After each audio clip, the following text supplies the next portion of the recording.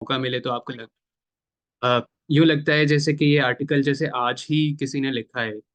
और कितनी एक आयरॉनिकल बात है कि मतलब 50 साल के अंदर हमने बहुत हिस्ट्री आगे चली गई, लेकिन अभी भी बहुत सारी चीजें बिल्कुल वैसी ही हैं, और ऐसा लगता है कि जैसे किसी ने कल लिखा है और आज के इलेक्शंस के ऊपर ये आर्टिकल लिखा है।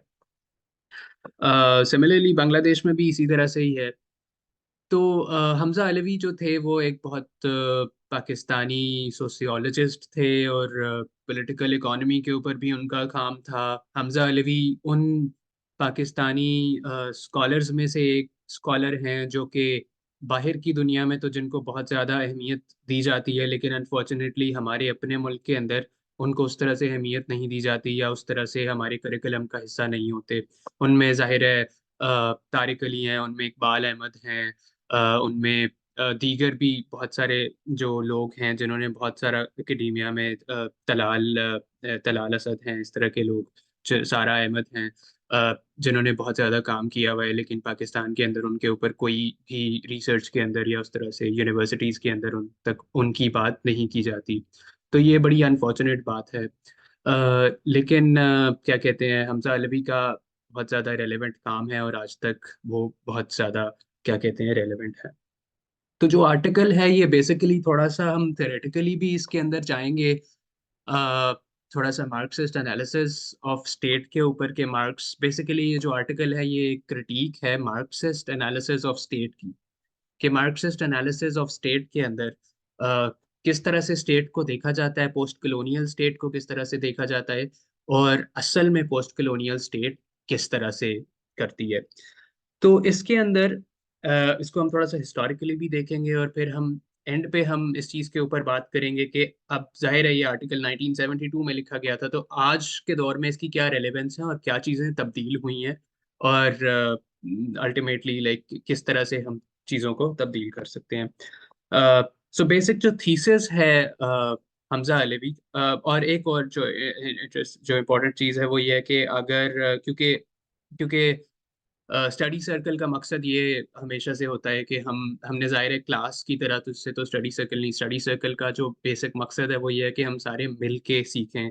तो मुझे कुछ खास पता नहीं है, मैं सिर्फ लीड ऑफ दे रहा हूँ इस रीडिंग के ऊपर।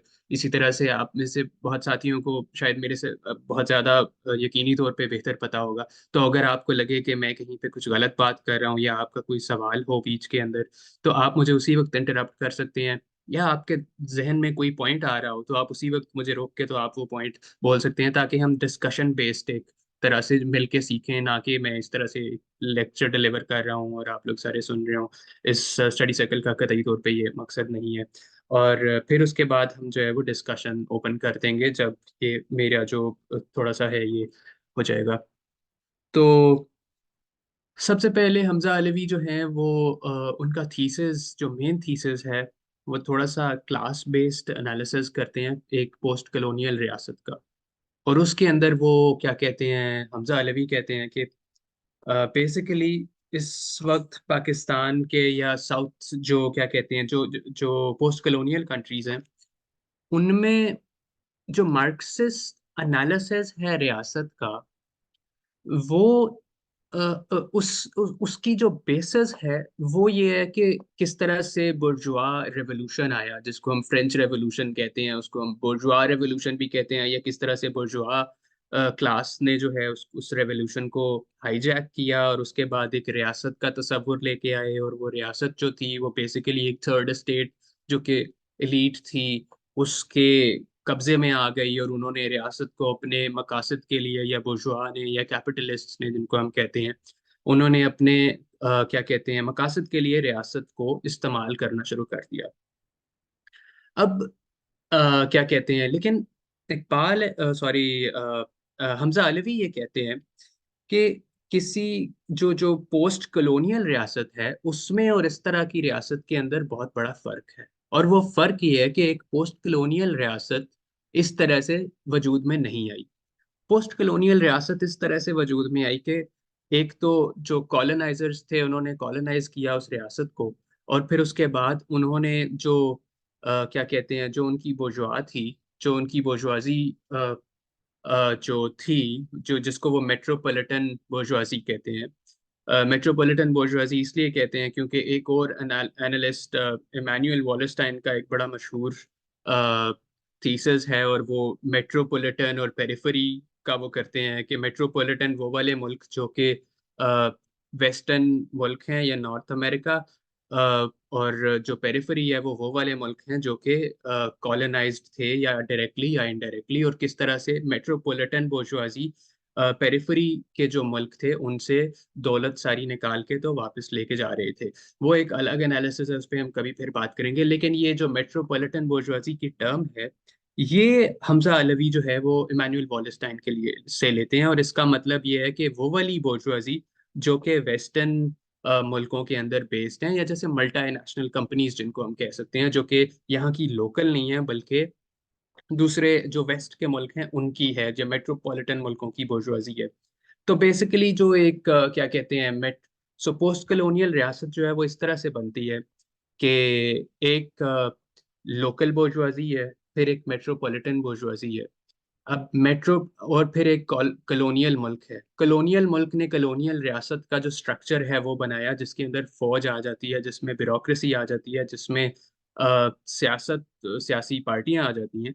और फिर उसके साथ क्या कहते हैं, फिर ये जो सिस्टम, जो क्लास सिस्टम है वो इस तरह से कि एक मेट्रोपॉलिटन बुर्जुआजी ने फर्ज करें कि हिंदुस्तान के अंदर फैक्ट्रियां लगाई और उसके थ्रू जो है वो आगे लोकल बुर्जुआजी पैदा हुई, और लोकल बुर्जुआजी और मेट्रोपॉलिटन बुर्जुआजी जो है वो उनका एक क्या कहते हैं, एक एक क्लास क्या कहते हैं डेवलप हो रही थी।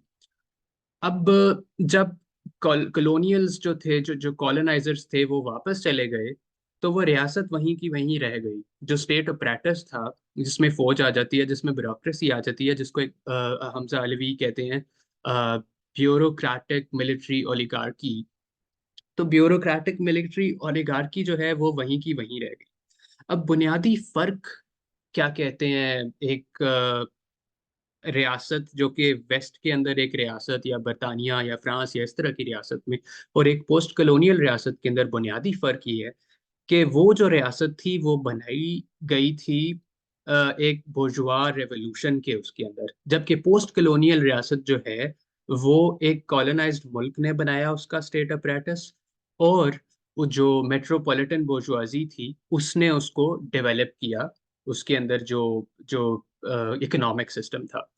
अब इस चीज के ऊपर जो मार्क्सिस्ट थ्योरी है वो इस चीज को अकाउंट में नहीं लेती। तो हमजा अलवी कहते हैं कि ये इस तरह से, अब पोस्ट कलोनियल रियासत के अंदर जो रियासत है वो एक क्लास को सर्व नहीं करती, हमजा अलवी के मुताबिक, जैसे वेस्ट के अंदर करती है, कि एक बुर्जुआजी को जो है वो रियासत उसके इंटरेस्ट्स को सर्व कर रही है। क्या कहते हैं, पोस्ट कलोनियल रियासत के अंदर हमजा अलवी के थीसिस के मुताबिक रियासत, जो रियासती मशीनरी है जिसमें मिलिट्री आ जाती है, ब्यूरोक्रेसी आ जाती है, ये रियासती मशीनरी बेसिकली मीडिएट कर रही है तीन मेन क्लासेस को। हमजा अलवी के मुताबिक पाकिस्तान के अंदर और बाकी पोस्ट कलोनियल रियासतों के अंदर तीन मेन क्लासेस इमर्ज हुई क्या कहते हैं इंडिपेंडेंस के बाद। उनमें एक जो प्रॉपर्टीड क्लासेस थी, जिनके पास प्रॉपर्टी थी, उनके अंदर एक जो क्लास है वो है लोकल बुर्जुआजी की। फिर क्लास है मेट्रोपॉलिटन बुर्जुआजी की, जो कि बैरूनी जो कंपनीज हैं उनकी। और फिर क्लास है लैंड ओनिंग जो क्लास है, जो कि वडेरे टाइप और इस तरह के जो जमींदार लोग हैं।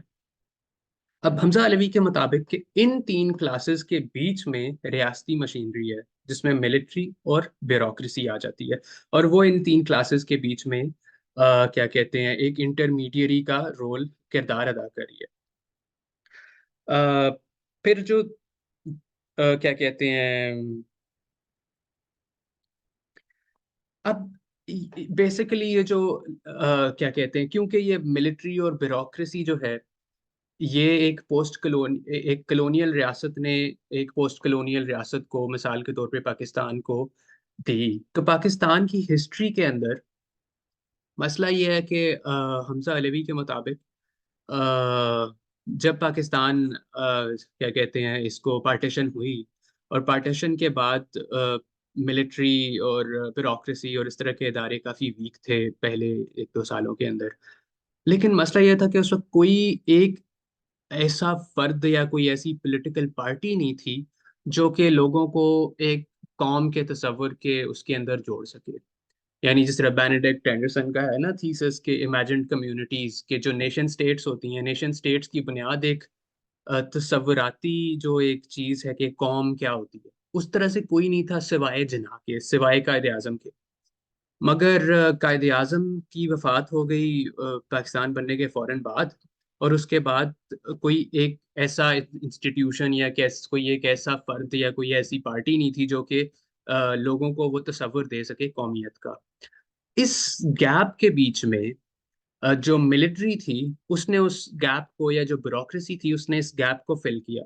और उसने इसको इस तरह से फिल किया कि क्या कहते हैं, एक अपने आप को अलाइन कर लिया नेशनल इंटरेस्ट के साथ कि हम जो हैं वो पेट्रियट हैं, और जो हमारे जो भी रेटोरिक हम आज तक सुनते आ रहे हैं कि अगर आपने फौज के खिलाफ बात की तो आपने पूरी कौम के खिलाफ बात की, आप कौम के गद्दार हैं, पाकिस्तान के गद्दार हैं, आप इंडिया के एजेंट हैं, ये सारी चीजें उसी वक्त उन्होंने अपने साथ अलाइन कर ली।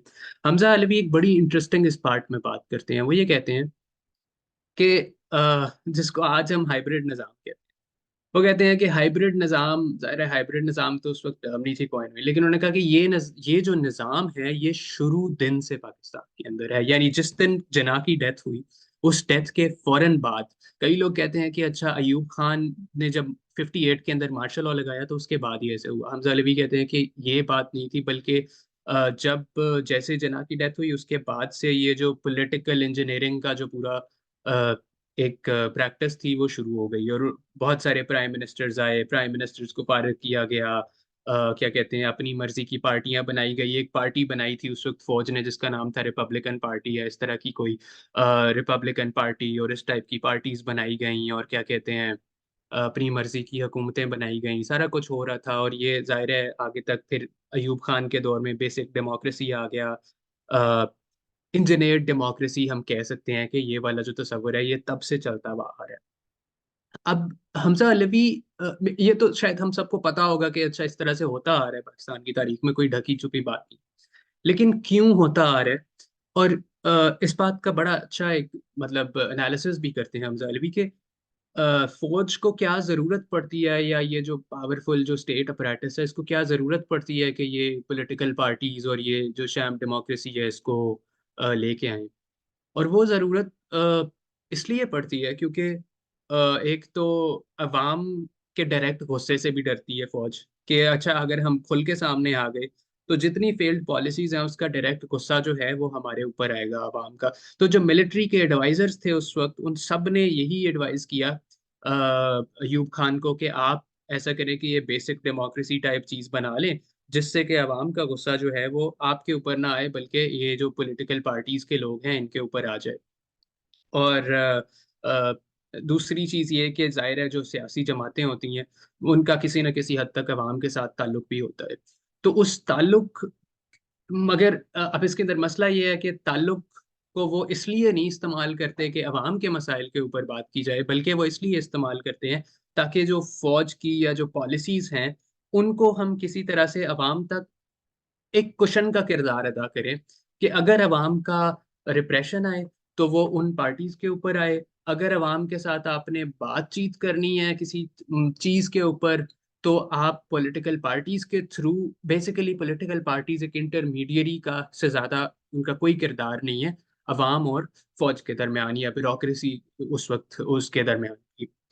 तो अ, और इसमें फौज का जो क्लास एनालिसिस है वो भी बहुत ज़्यादा इंटरेस्टिंग करते हैं हमजा अलवी, जो कि आज तक बड़ा रेलेवेंट है मेरे ख्याल से कि उनके हमजा अलवी के मुताबिक फ़ौज के अंदर जो है वो जो ज़्यादातर भर्तियां की जाती हैं वो की जाती हैं रावलपिंडी डिवीजन के अंदर, जेलम से लेके तो रावलपिंडी तक। मेरा अपना ताल्लुक जेलम से है और मुझे पता है बहुत ज़्यादा लोग जो है वो फौज में जाते थे।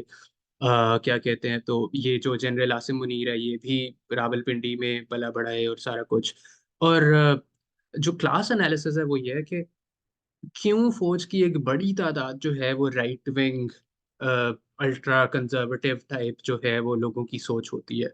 उसकी वजह यह है कि वो एक ऐसे तबके से उनका ताल्लुक होता है कि वहां पे कोई बड़े जमींदार नहीं होते, कोई ज्यादा पैसे नहीं होते उनके पास, ज्यादा एजुकेशन नहीं होती, और सोशल मोबिलिटी के लिए उनके पास जो है वो सिर्फ यही रास्ता होता है कि अच्छा 12 पढ़ के तो फौज में भर्ती हो जाते हैं, फौज में भर्ती हो गए, अफसर बन गए।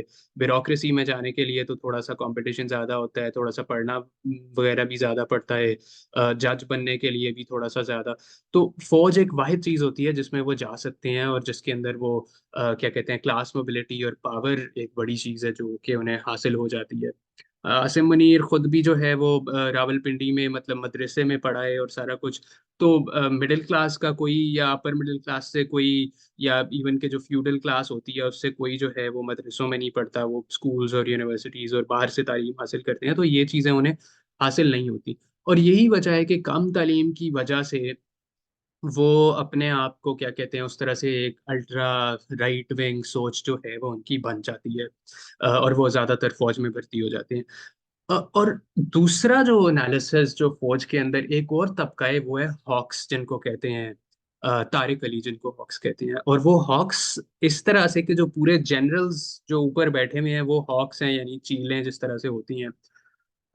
और उनके मकासद कुछ और होते हैं, लेकिन वो भी जाहिर है अल्ट्रा नेशनलिस्ट और राइट विंग कंजर्वेटिव टाइप होते हैं। मगर वो उस नजरिए को इसलिए इस्तेमाल करते हैं क्योंकि उनके नजदीक फौज के इंटरेस्ट से ज्यादा और कोई चीज क्या कहते हैं इम्पोर्टेंट नहीं है। और फौज का इंटरेस्ट का मतलब यह है कि उनके अपने पर्सनल जाती इंटरेस्ट में उनके जो बिजनेस बिजनेसेस और इसके अलावा उनके जो बाहर के ममालिक की कंपनीज के साथ कॉन्ट्रैक्ट्स और इवन के अपनी लोकल बुर्जुआजी के अंदर नौकरियां रिटायरमेंट के बाद और ये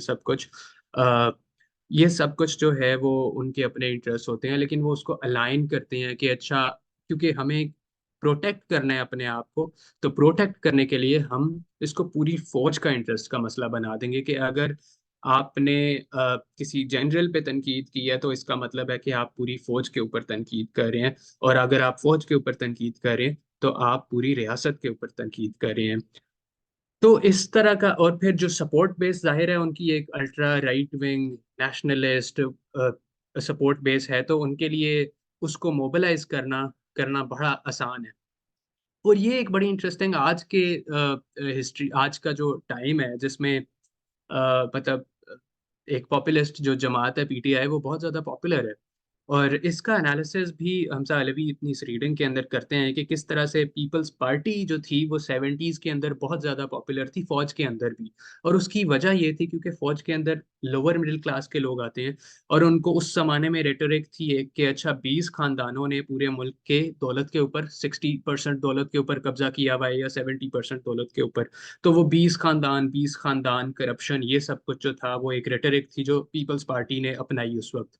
और क्या कहते हैं, और फिर जाहिर है रोटी कपड़ा मकान और इस टाइप की, और जमात इस्लामी और इस तरह की पार्टीज जो थी वो बड़ी फौज के अंदर पॉपुलर थी। आज के दौर में अगर हम देखते हैं तो आज के दौर में इसी टाइप की रेटोरिक जो है वो इमरान खान की भी रेटोरिक है कि अच्छा ये करप्ट कुछ लोग हैं जिनकी वजह से हम पूरा मुल्क जो है। और यकीनी तौर पे जो लोअर जो कैडर्स हैं आर्मी के उनके अंदर ये बहुत ज्यादा पॉपुलर है पीटीआई। मतलब मेरे अपने बहुत सारे जानने वाले लोग हैं जिनके अंदर वो बहुत ज्यादा पॉपुलर। लेकिन कॉन्ट्रडिक्शन ये है कि जाहिर है ऊपर से मसला हो गया जनरल्स का, तो अब वो नीचे वाले कुछ नहीं कर सकते, लेकिन सपोर्ट बेस भी है। तो ये एक नई चीजें हैं जो कि हम जिसका एनालिसिस हम बाद में करेंगे कि किस तरह से आज के दौर में ये जो हमजा अलवी का जो एनालिसिस है वो चेंज हो रहा है या वो किस तरह से मजीद उसको बेहतर किया जा सकता है। बहरहाल ये एक आर्मी का जो उनका एनालिसिस है वो ये है। और फिर उसके बाद उनका एनालिसिस आ जाता है पॉलिटिकल पार्टीज का, कि पॉलिटिकल पार्टीज इसके अंदर कौन सी होती हैं। पॉलिटिकल पार्टीज उनके मुताबिक जो है वो लैंड ओनिंग जो क्लास है एक, उस लैंड ओनिंग क्लास का हिस्सा होती हैं। उसमें से लोग आते हैं पॉलिटिकल पार्टीज बनाते हैं, और उसी लैंड ओनिंग क्लास के अंदर से भी जो है वो बहुत सारे लोग जो दीगर ब्यूरोक्रेसी के अंदर भी चले जाते हैं, और उस तरह से तो एक पूरा गठजोड़ बन जाता है उनका आपस में। और फिर जो इंटरेस्ट्स हैं वो उनके सेम हो जाते हैं फौज के साथ भी, और बुर्जुआजी के साथ भी, और इवन के जो बैरूनी बुर्जुआजी है उसके साथ भी उनके इंटरेस्ट जो हैं वो बहुत ज्यादा सेम हो जाते हैं। अगर सेम ना भी हों, अगर कॉन्ट्रडिक्शंस हों भी, तो सबसे जो बड़ा इंटरेस्ट है जिसका हमजा अलवी बात करते हैं, वो ये है कि हमने इस स्टेटस को तब्दील नहीं होने देना। क्योंकि अगर हमने स्टेटस को जरा सा भी तब्दील होने दिया, जरा सा भी किसी ने इस पूरे स्ट्रक्चर को क्वेश्चन किया, तो पूरा का पूरा निज़ाम जो है वो धड़ाम से नीचे गिर जाएगा, और सब के सब जो जो थोड़ा बहुत इंटरेस्ट हासिल कर रहे हैं उस पूरे निज़ाम में से, वो सब के सब लोग जो हैं वो एकदम से बिल्कुल नीचे गिर जाएंगे। अम, अब इसके अंदर हमारे पास तीन प्रॉपर्टीड क्लास आ गई जो कि पोस्ट कलोनियल मुल्क के अंदर हैं। एक मेट्रोपॉलिटन बोर्जुआजी जो कि बैरूनी बोर्जुआजी है, जिसका वो है। उसके बाद एक लोकल बोर्जुआजी जो कि लोकल इंडस्ट्रियलिस्ट हैं, जैसे मियां मंशा टाइप, और क्या कहते हैं मलिक रियाज, एक लैंड ओनिंग टाइप उसमें आ जाता है, लैंड ओनिंग क्लास के अंदर।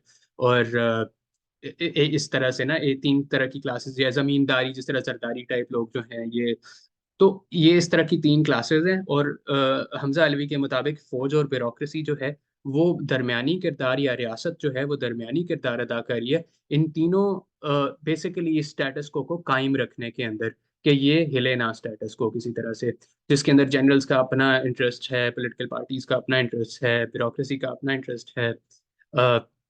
अब क्या कहते हैं, हमजा अलवी के मुताबिक इस पूरे स्ट्रक्चर को अगर रेजिस्टेंस मिल रही है, तो वो सिर्फ और सिर्फ पेरिफेरीज से मिल रही है, यानी बलूचिस्तान, क्या कहते हैं सिंध, जिसको उस वक्त NWFP कह रहे थे, खैबर पख्तूनख्वा, और बंगाल। इन जगहों से जो है वो रेजिस्टेंस सिर्फ और सिर्फ इस स्ट्रक्चर को मिलती है। और इंटरेस्टिंग बात यह है कि आज भी इसी तरह से ही है। आज भी अगर रेजिस्टेंस आ रही है तो वो PTM की शक्ल में आ रही है, वो बलोच यकजहती कमेटी की शक्ल में आ रही है, गवादर को हक दो तहरीक के उस शक्ल में आ रही है, या क्या कहते हैं सिंध की जो नेशनलिस्ट तहरीकें हैं उनसे आ रही है। तो मतलब कि वो जो जो जो और फिर इसके अंदर हमजा अलवी कहते हैं कि जो लेफ्ट ने किरदार अदा किया, वो लेफ्ट का भी किरदार पोस्ट कलोनियल मुल्क के अंदर उस तरह से क्लास बेस्ड नहीं है कि अच्छा वर्किंग क्लास के ये मसाइल हैं तो हम वर्किंग क्लास के ऊपर करेंगे। वो भी जो रेजिस्टेंस है वो इन्हीं चीज़ों के ऊपर है कि अच्छा अ, बलोच जो हैं उनको हक नहीं मिल रहे, हम बलोचों के साथ मिलकर लड़ेंगे रियासत से। हम हम पश्तूनों के साथ मिलकर लड़ेंगे, सिंधियों के साथ मिलकर लड़ेंगे। क्योंकि जो लेफ्टिस्ट जो एक रेजिस्टेंस है, वो भी जो स्ट्रक्चर है वो उस तरह से बदला हुआ है, एक अमूमी जो मार्क्सिस्ट एनालिसिस है उससे, मतलब अगर उससे कंपेयर किया जाए तो। अब इसमें वो जाहिर है बात करते हैं कि इंटरेस्ट इनके जो हैं वो किस तरह से एक पोस्ट कलोनियल रियासत के अंदर किस तरह से इन तीन जो क्लासेस हैं, इन तीन क्लासेस के इंटरेस्ट किस तरह से अलाइन करते हैं और किस तरह से आपस में डिफर।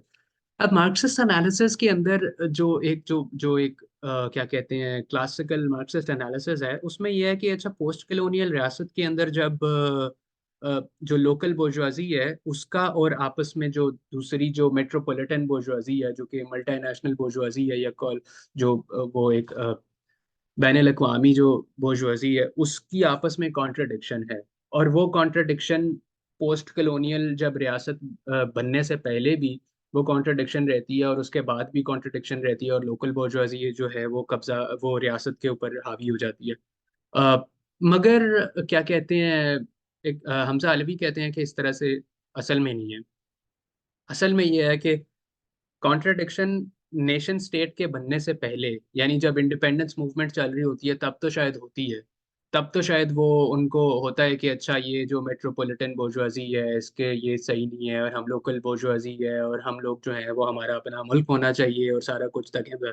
लेकिन जब वो नई रियासत वजूद में आ जाती है, तो उसके बाद जो लोकल बोर्जुआजी है उसके पास वो टेक्निकलिटी नहीं होती, ना ही उनके पास वो क्या कहते हैं मशीन्स होती हैं, ना ही उनके पास इस तरह की जो जो टेक्निकल चीजें हैं वो नहीं होती, ना ही उनके पास एक्सपर्टीज होती है। उसके लिए उनको मेट्रोपॉलिटन बोर्जुआजी की जरूरत पड़ती ही पड़ती है, जिसकी वजह से वो उसके ऊपर डिपेंडेंट हो जाते हैं, बजाय इसके कि वो उसको कहें कि अच्छा ये हमारे मुल्क से बाहर चली जाएं कंपनीज, वो उसके ऊपर डिपेंडेंट हो जाते हैं। और वो एक कलेबोरेटिव लेकिन हायरार्किकल, कि सबसे टॉप पे जो है वो मेट्रोपॉलिटन बोर्जुआजी है और फिर लोकल बोर्जुआजी है, तो वो एक हायरार्की बन जाती है बोर्जुआजी की जिसमें वो उससे मदद ले रहे हैं।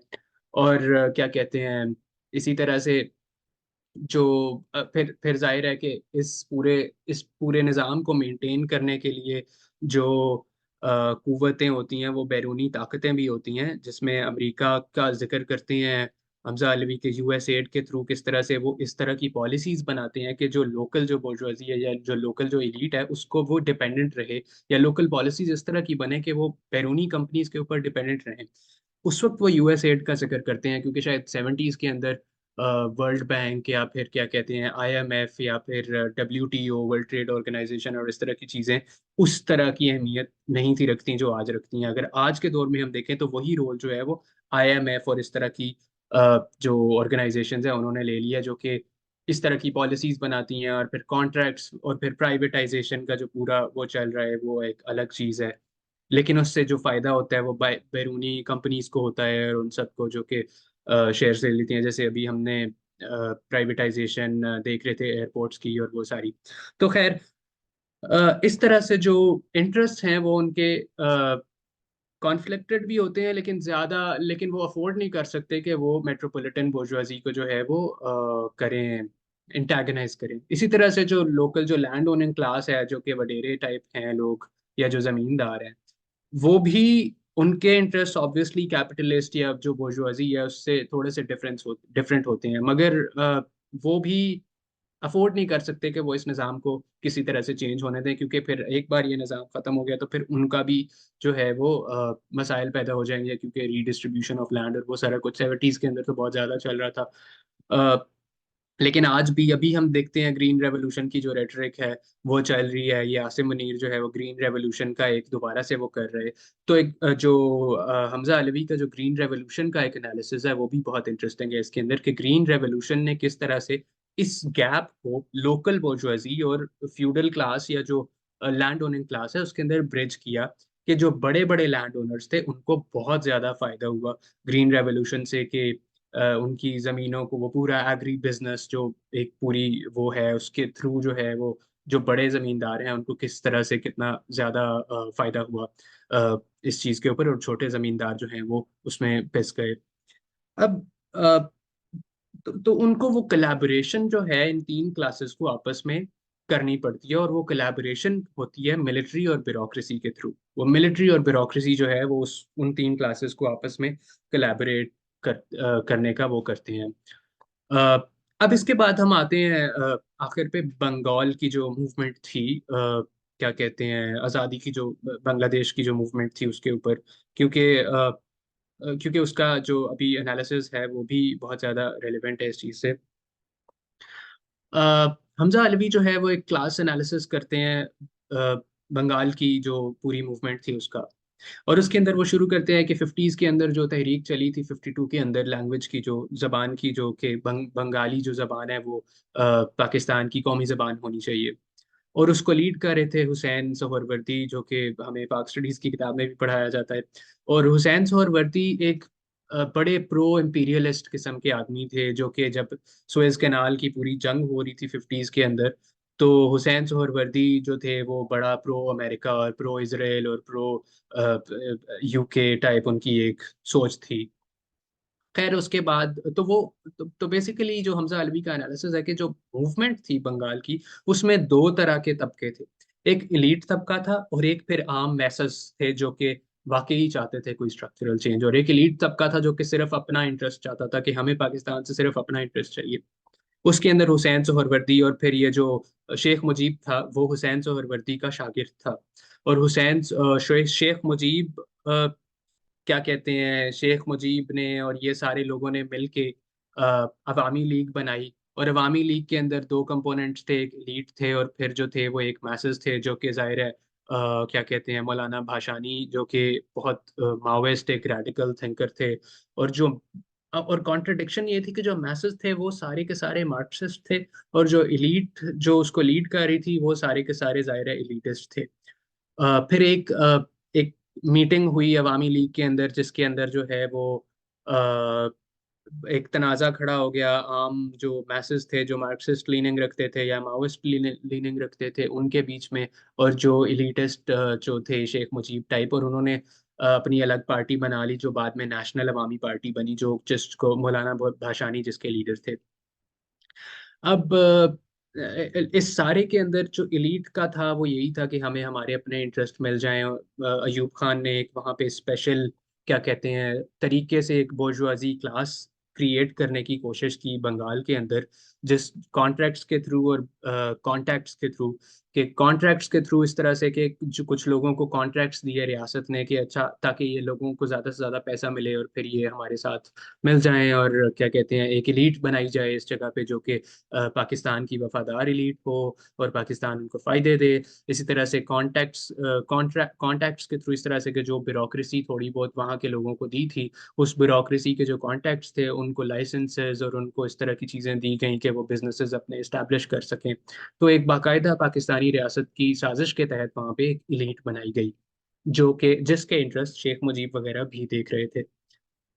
लेकिन आखिर तक शेख मुजीब ने ये चाहा कि हमें पाकिस्तान के अंदर रहते हुए ही ऑटोनॉमी मिल जाए। उसकी वजह यह है कि वो लोग डरते थे कि क्योंकि मैसेस जो थे वो इतने रेडिकल थे और माओइस्ट थे, और उनको डर था कि अगर हमें एक इंडिपेंडेंस रियासत मिल गई तो उसके बाद ये हमारा भी तख्ता जो है वो उलट देंगे और एक इनकलाब आ जाएगा, क्योंकि 70s के अंदर इनकलाब एक हकीकी डर होता था, आज की तरह नहीं है कि एक इमेजिनरी चीज़ हो।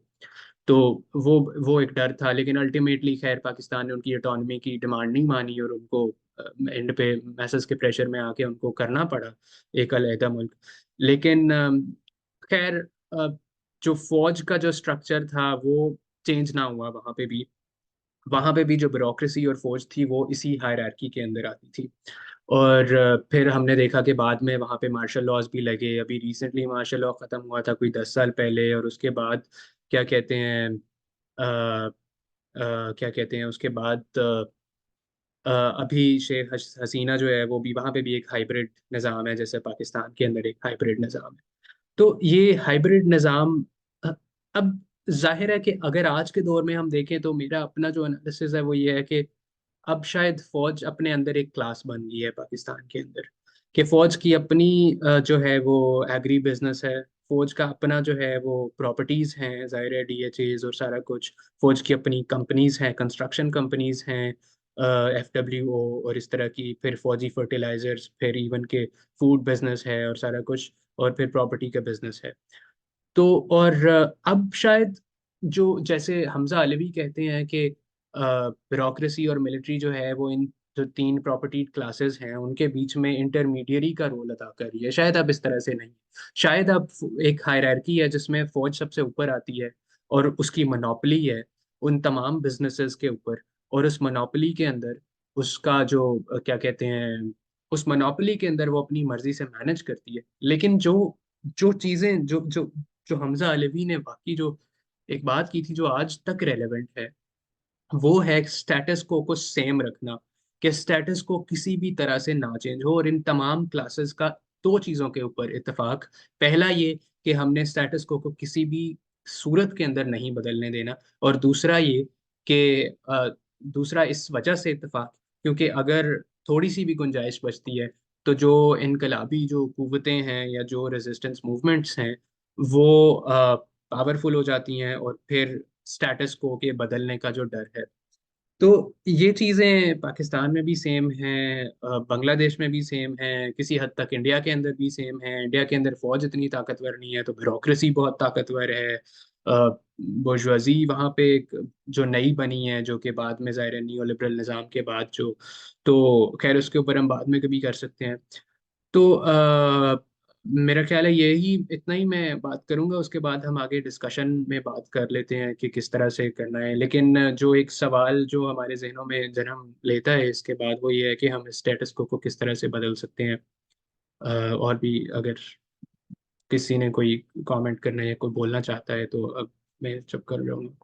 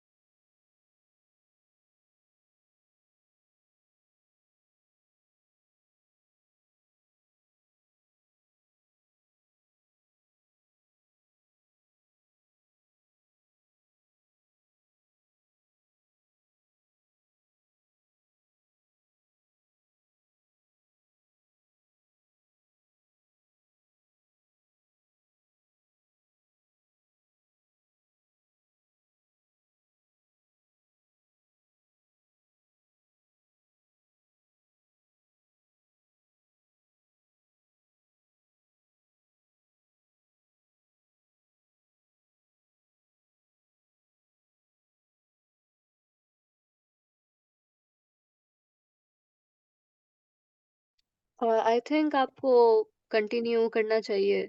आई think we have no questions. I guess फिर हम ऐसा करते हैं कि सारे कोई अगर एक छोटी छोटी सी बात कर लें जो भी उनके जहन में आया है वन बाय वन, तो वो थोड़ी सी हम डिस्कशन उसके ऊपर कर सकते हैं। और कोई सही या कुछ गलत वाली चीज़ नहीं है मेरे ख्याल से। हम सारे यहाँ पे मिलकर नॉलेज को क्रिएट कर रहे हैं। तो कुछ भी अगर आपके जहन में आ रहा है कुछ भी, तो आप मेरे ख्याल से वन बाय वन अगर सारे एक एक बात कर लें तो।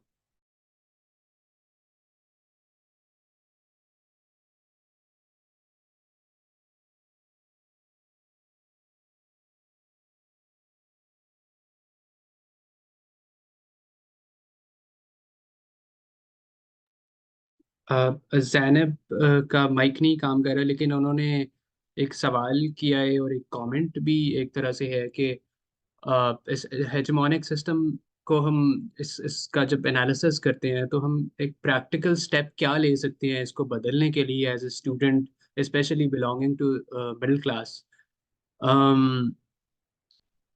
आई थिंक इकबाल अहमद ने एक बात की थी, ऑर्गेनाइज ऑर्गेनाइज ऑर्गेनाइज। और ग्रामची ने एक बात की थी कि क्या कहते हैं, काउंटर हेजेमोनिक प्रोजेक्ट बनाने का। तो काउंटर हेजेमोनिक प्रोजेक्ट जो हैं वो हमारे ज़माने के अंदर बहुत इंपॉर्टेंट हैं। एज अ स्टूडेंट हम ऑर्गेनाइज कर सकते हैं और हम एक काउंटर हेजेमोनिक प्रोजेक्ट बना सकते हैं, उसको डेवलप कर सकते हैं अपनी ऑर्गेनाइजेशन के अंदर भी। कि सबसे पहले तो हमें देखें ना, तीन चार मसाइल हैं: कैपिटलिज्म, पेट्रियार्की, रेस का मसला, एथनिसिटी का मसला। क्या कहते हैं, इन तमाम मसाइल के अंदर हमें अपनी ऑर्गेनाइजेशन के अंदर बहुत ज़्यादा क्लियर और मिलिटेंटली काम करना पड़ेगा कि हम इन चीज़ों को प्रमोट ना कर रहे हो। कभी कभार हम इस तरह से भी करते हैं एज स्टूडेंट्स और इवन के रेवोल्यूशनरी ऑर्गेनाइजेशंस के अंदर, कि हम कॉन्शियसली उन्हीं अनकॉन्शियसली उन्हीं चीज़ों को आगे बढ़ा रहे होते हैं, हम क्लास को आगे बढ़ा रहे होते हैं, हम पेट्रियार्की को आगे बढ़ा रहे होते हैं। चाहे हम चाहे हम कॉन्शियसली एफर्ट कर रहे हो, तो मुझे लगता है कि उसको बहुत ज़्यादा एक्टिवली हमें जो है वो करना चाहिए। और दूसरा, जाहिर है, रियासत से असता शकूर एक रेवोल्यूशनरी थी, ब्लैक पैंथर की एक एक्टिविस्ट। और उनका एक बड़ा मुझे पसंद है चीज़ के, nobody has ever in the history of the world has gained freedom by appealing to the moral authority of oppressor। तो हम मॉरल अथॉरिटी को अपील करके नहीं ले सकते, लड़ना पड़ता है। वो पंजाबी का शेर भी है कि हक दी खातिर लड़ना पैंदा है, जीवन दे लई मरना पैंदा है। तो वो ऑर्गेनाइज करना जो है वो बहुत ज़्यादा ज़रूरी है मुझे लगता है। और एज ए स्टूडेंट, जो एजेंसी जो स्टूडेंट्स की है शायद वो दूसरे लोगों की नहीं है, वर्कर्स की अपनी है लेकिन स्टूडेंट्स की अपनी है। लेकिन सबसे ज़्यादा जो इम्पोर्टेंट है वो है अलायंसेस बनाना, कि मुख्तलिफ मूवमेंट्स के आपस में, मिसाल के तौर पे अगर अभी बलोच ख़वातीन इस्लामाबाद के अंदर बैठी हुई हैं, तो वो अलायंस उनके साथ बनाना, सॉलिडारिटी बनाना, इसी तरह से वर्कर्स के साथ सॉलिडारिटी बनाना, इसी तरह से क्या कहते हैं, ख़वातीन की मूवमेंट्स के साथ एनालिसिस अलायंस बनाना। और अभी पाकिस्तान के अंदर बहुत एक खूबसूरत चीज़ चल रही है इस चीज़ के अंदर, कि मिसाल के तौर पे अगर बलोच लोगों का एक धरना चल रहा है तो उसके ऊपर पीटीएम के लोग जो है वो अलायंस बना रही हैं। इवन के पंजाब से आवाज़ें उनके लिए उठ रही हैं, सिंध से उनके लिए आवाज़ें उठ रही हैं, जीबी से उठ रही हैं, कश्मीर से उठ रही हैं। और ये चीज़ स्टेटस को वाकई में बहुत ज़्यादा डरा देती है। और हमजा अलवी भी इसकी बात करते हैं कि किस तरह से जो इस किस्म के जो अलायंसेस हैं वो, और ये सिर्फ पाकिस्तान में ही नहीं है, पूरी दुनिया के अंदर, जो जाहिर है वो डिवाइड एंड रूल वाला पुराना एक फॉर्मूला है, लेकिन पूरी दुनिया के अंदर जो अलायंस, जो मूवमेंट्स के आपस में बनते हैं ना, उनको बहुत ज़्यादा इनसिक्योर कर देती हैं। अलायंस जो है वो इनसिक्योर कर देते हैं पावर को। मिसाल के ऊपर अगर फ़लस्तीन के लिए जो एहतजाज हो रहे हैं उसमें जो ज्यूज वॉइस फॉर पीस एक ऑर्गेनाइजेशन है, उसके ऊपर सबसे ज़्यादा क्रैकडाउन हुआ। और उसकी वजह यह है कि जो पावर है वो लोगों को करती है डिवाइड, पावर लोगों को करती है। एक और एनालिसिस, सॉरी मैं बहुत ज़्यादा टर्म्स थ्रो कर रहा हूँ, लेकिन अ, एक एक एनालिसिस, एक किताब है एम्पायर, माइकल हार्ट और नेगरी की, जो कि एक्टिविस्ट सर्कल में काफ़ी पढ़ी जाती है। और उसके अंदर एक चैप्टर है अल्टेरिटी के ऊपर कि किस तरह से जो कॉलोनाइजर्स थे उन्होंने शनाख्तें बांटी जानबूझ के, ताकि वो उन शनाख्तों को आपस में लड़ा सकें। और दूसरा ये कि उन शनाख्तों के को जो प्रोडक्शन, जो क्या कहते हैं, जो कैपिटलिस्ट सिस्टम है, उनकी शनाख्तों की बुनियादों के ऊपर उनको जो है वो वेल्थ तक एक्सेस दी जा सके।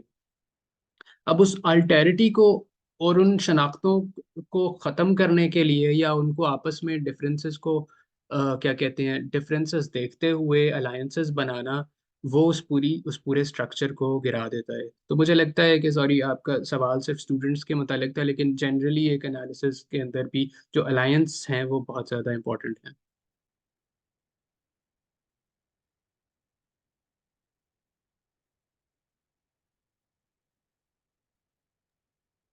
अ, मेरी आवाज आ रही है कॉमरेड?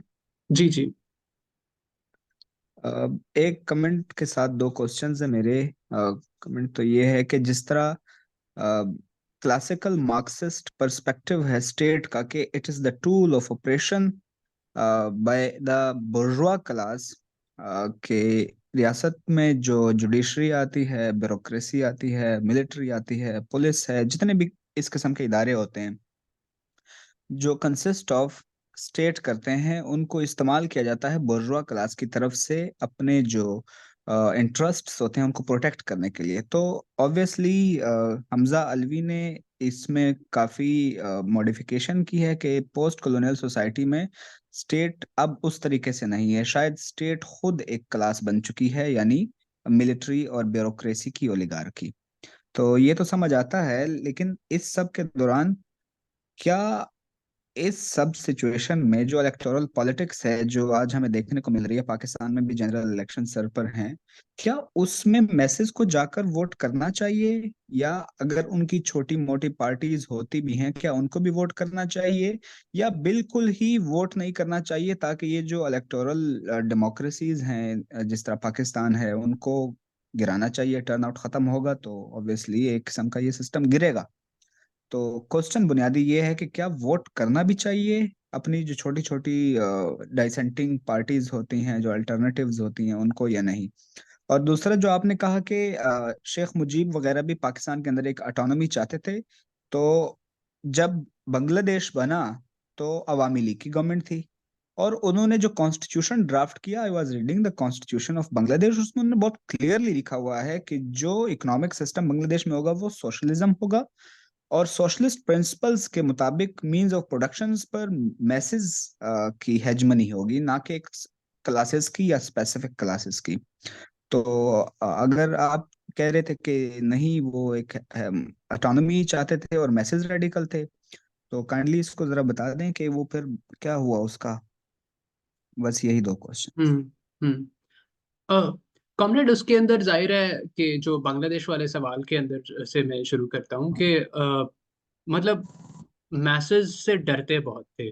और हमजा अलवी के एनालिसिस में भी यही लिखा हुआ है कि मैसेज का एक बहुत ज्यादा डर था। और डर इतना ज्यादा था क्योंकि नंबर वन, वहाँ पे मिलिटेंट कुछ जो ऑर्गेनाइजेशंस थी जो कि पाकिस्तान के खिलाफ पहले लड़ी थी, लेकिन वो बहुत ज्यादा रेडिकल लेफ्ट विंग थी और माओइस्ट थी।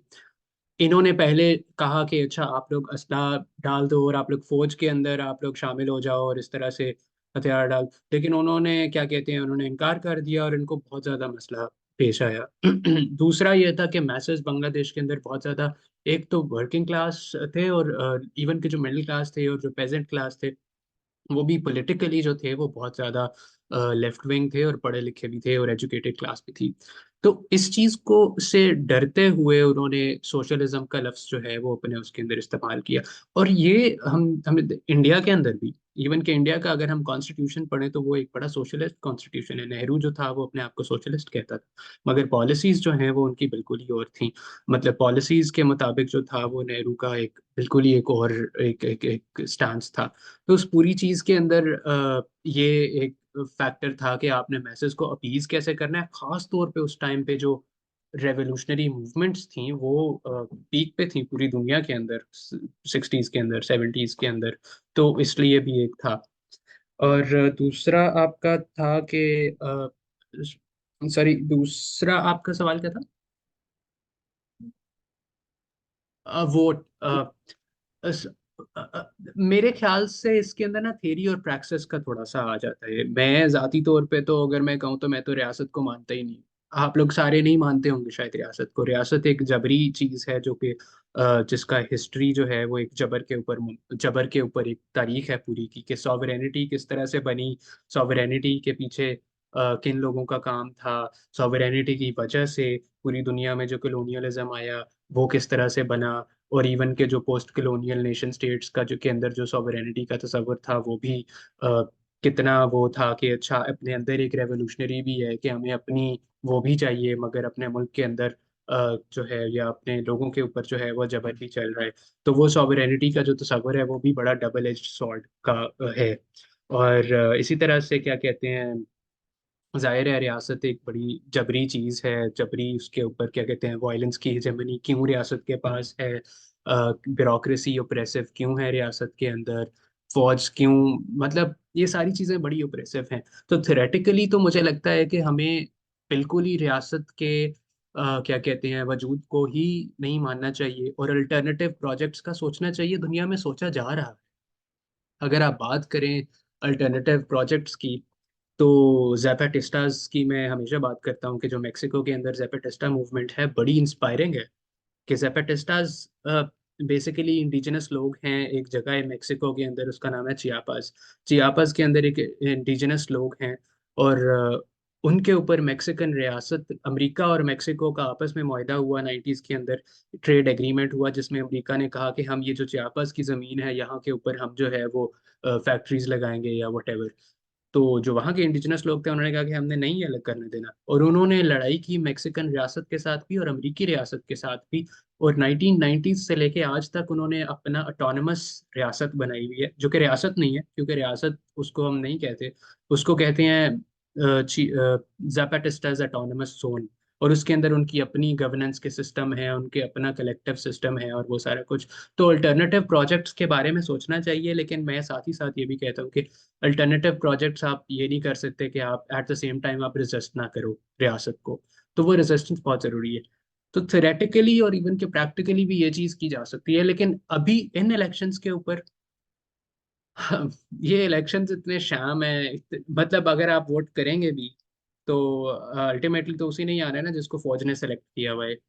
तो अगर आप वोट करें ना करें फर्क नहीं पड़ता मुझे लगता है। लेकिन एट द सेम टाइम अगर आपकी कॉन्स्टिट्यूंसी जो है वो मिसाल के तौर पे अली वजीर की कॉन्स्टिट्यूंसी है, या आपकी कॉन्स्टिट्यूंसी जो है वो कोई और रेडिकल, मिसाल के तौर पे गवादर से मौलाना हिदायतुर रहमान और इनकी मूवमेंट बेस्ड एक जो पार्टी के लोग जो हैं वो इंडिपेंडेंटली कंटेस्ट कर रहे हैं, इस तरह की कॉन्स्टिट्यूंसी में अगर आप रहते हैं तो मुझे लगता है एट द सेम टाइम बहुत ज़्यादा इंपॉर्टेंट है कि ये लोग असेंबलीज में जाएं।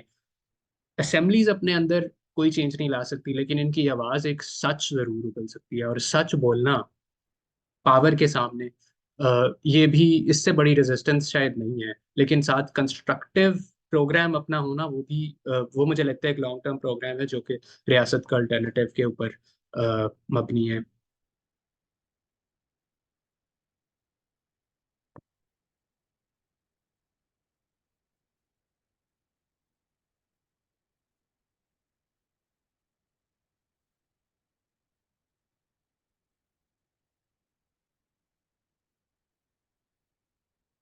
निदा का सवाल है कि हम किस तरह से इंश्योर कर सकते हैं कि मिसाल के तौर पे कि जो रेवोल्यूशन आता है, अगर अगर मैं गलत कह रहा हूँ तो आप मुझे करेक्ट कर सकती हैं, लेकिन मुझे जो समझ आई है वो ये है कि मिसाल के तौर पे एक रेवोल्यूशन आता है, रेवोल्यूशन के बाद हम ये कैसे इंश्योर कर सकते हैं कि जो नई पावर है वो क्या कहते हैं अवाम के या मैसेस के इंटरेस्ट में फैसले करेगी या नहीं करेगी।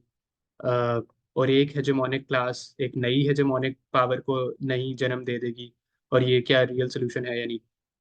और बड़ा अच्छा सवाल है इसके अंदर, क्योंकि 20th सेंचुरी का जो मार्क्सिस्ट जो लेफ्ट है वो इस चीज़ में फेल हुआ है, और हम सबको एक्नॉलेज करना चाहिए कि वो फेल हुआ है। हम जस्टिफाई नहीं कर सकते, हम कभी भी स्टालिन को जस्टिफाई नहीं कर सकते, हम कभी भी माओ को जस्टिफाई नहीं कर सकते, हम कभी भी बाकी जगहों पे जो इनकलाब आए, हम लाओस के अंदर अगर पॉल पॉट ने जो है वो लोगों का मैसेकर किया था, हम उसको जस्टिफाई नहीं कर सकते, लेकिन हम उससे सीख जरूर सकते हैं।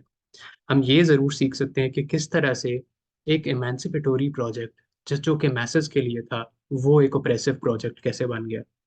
और बहुत सारे लेसन हैं। इसका ये मतलब नहीं है कि हम उस पूरे एमेंसिपेटरी प्रोजेक्ट को अबैंडन कर दें। इसका ये मतलब भी नहीं है कि हम लोगों की और आवाम की आज़ादी के ऊपर बात ना करें और हम इस कैपिटलिस्ट, जो कि हम सबको पता है कि ओप्रेसिव सिस्टम है, उसको आंखें बंद करे के एक्सेप्ट कर लें और हम ये सोचें कि देयर इज नो अल्टरनेटिव। क्योंकि जो लोग ताकत में बैठे हैं ये यही कहना चाहते हैं।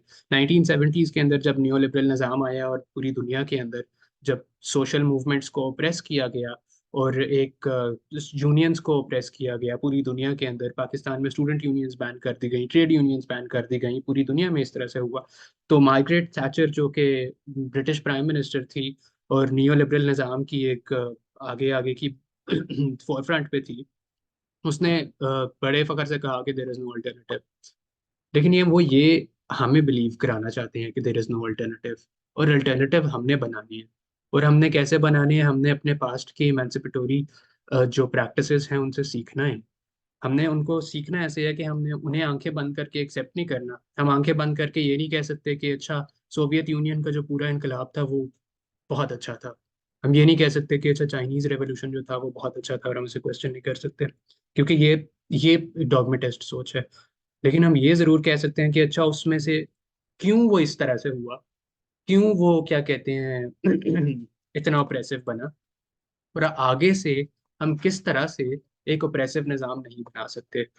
अब और अगर हम हिस्ट्री को देखें तो हिस्ट्री के अंदर अ, मिसाल के तौर पे कोई ऐसे तो नहीं था कि एकदम से जो फ्यूडलिज्म जो था उससे एकदम से ट्रांजिशन हो गई कैपिटलिज्म के अंदर। वो मुख्तलिफ एक्सपीरियंसेस हुए।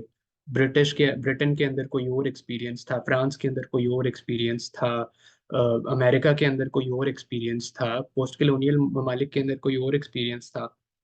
उन तमाम एक्सपीरियंस ने आहिस्ता आहिस्ता आहिस्ता आहिस्ता आहिस्ता आहिस्ता जो है वो कैपिटलिज्म की तरफ ट्रांजिशन की। और मार्क्स तो खुद कहता है कि कैपिटलिस्ट जो सिस्टम है वो दुनिया का सबसे ज्यादा रेवोल्यूशनरी सिस्टम है उस जमाने के मुताबिक, क्योंकि कैपिटलिज्म ने ये मेक श्योर की है कि इतनी ज्यादा दौलत, इंसानी तारीख के अंदर आज तक नहीं ऐसे हुआ कि इतनी सारी दौलत जो है वो इतने कम टाइम के अंदर बने। यानी पूरी दुनिया के अंदर एक इतनी सारी दौलत जो है वो इंसानी तारीख के अंदर कभी नहीं आई। लेकिन मसला ये है कि वो दौलत चंद हाथों के अंदर, उन चंद हाथों से रीडिस्ट्रीब्यूशन कैसे करनी है। सिर्फ अब ये मसला सिर्फ एक नेशन स्टेट का नहीं है, ये पूरी दुनिया का मसला है कि अमेरिका की बिलियनर जो है उसके पास आधी दुनिया से ज्यादा पैसे कैसे हैं। तो एक तो ये एक इंटरनेशनलिस्ट प्रोजेक्ट है। हमने ये एक सबक सीखा है कि अच्छा, वो जो उस जमाने के अंदर जो लेफ्ट की जो नेशनलिस्ट मूवमेंट्स थी जैसे चाइना या सोवियत यूनियन या इस तरह के, वो कामयाब नहीं हुई। ये एक इंटरनेशनलिस्ट प्रोजेक्ट है और ये ग्लोबल लेवल के ऊपर ही हम इसका वो कर सकते हैं। ग्लोबल लेवल के ऊपर इंटरनेशनलिस्ट अलायंसेस बनाकर ही किया जा सकता है। और दूसरा ये है कि हमने देखा है कि रियासत अपने अंदर, अगेन मैं वही कहूँगा कि रियासत अपने अंदर एक ओप्रेसिव चीज है। रियासत के होते हुए आप लोगों को एमेंसिपेट नहीं कर सकते। और ये हमने टाइम एंड अगेन देखा कि इस रियासती स्ट्रक्चर के अंदर, चाहे आपके पास सोशलिस्ट रियासत हो चाहे आपके पास कम्युनिस्ट रियासत हो, आप नहीं इमेंसिपेट कर सकते। तो हमें रियासत के आगे का कुछ सोचना है।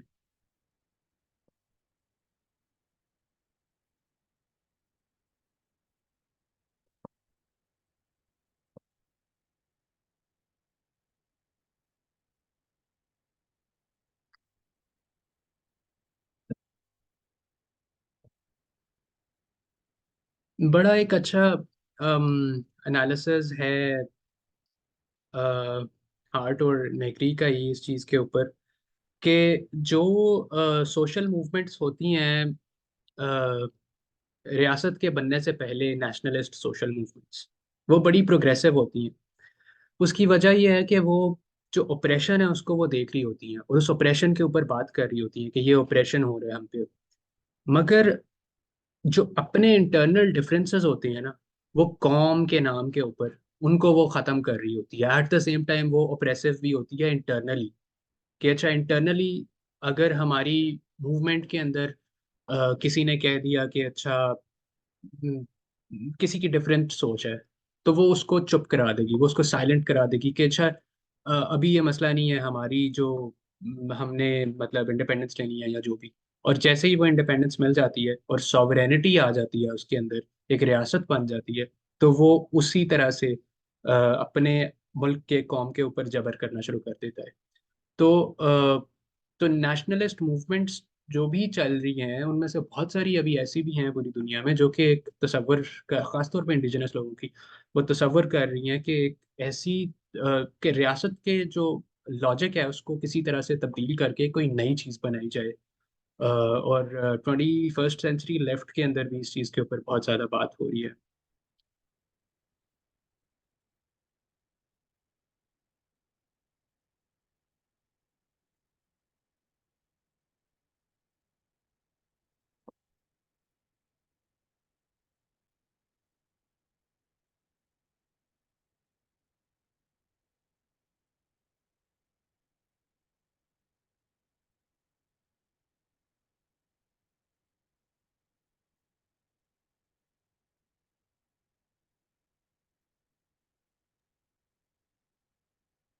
किसी भी साथी का कोई क्वेश्चन है तो काइंडली वो अपना माइक अनम्यूट करके पूछ सकता है।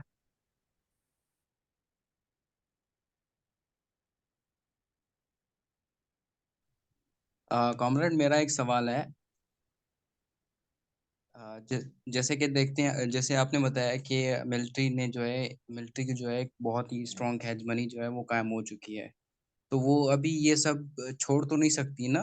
मतलब अब जैसे कि सवाल ये है कि जैसे कि अभी जो एक इंडिपेंडेंस स्ट्रगल चल रही है, बलूचिस्तान में आज़ादी की जो जंग चल रही है, या दूसरे सूबों में जो जंग चल रही है, तो मिलिट्री जो है वो वहां से कैसे निकल सकती है जब उनके इतने अपने इंटरेस्ट हैं बलूचिस्तान में या दूसरे प्रोविंसेस में? तो क्या वो स्ट्रगल जो चल रही हैं वो ऐसे ही चलती रहेंगी जिस तरह चल रही हैं, या कोई रिजल्ट निकलेगा? हमने रिजल्ट निकलेगा, और मुझे लगता है वो लेनिन वाली बात के आपको प्रैक्टिकली जो है वो पेसिमिस्ट होना चाहिए, लेकिन आपकी विल जो है वो ऑप्टिमिस्ट होनी चाहिए।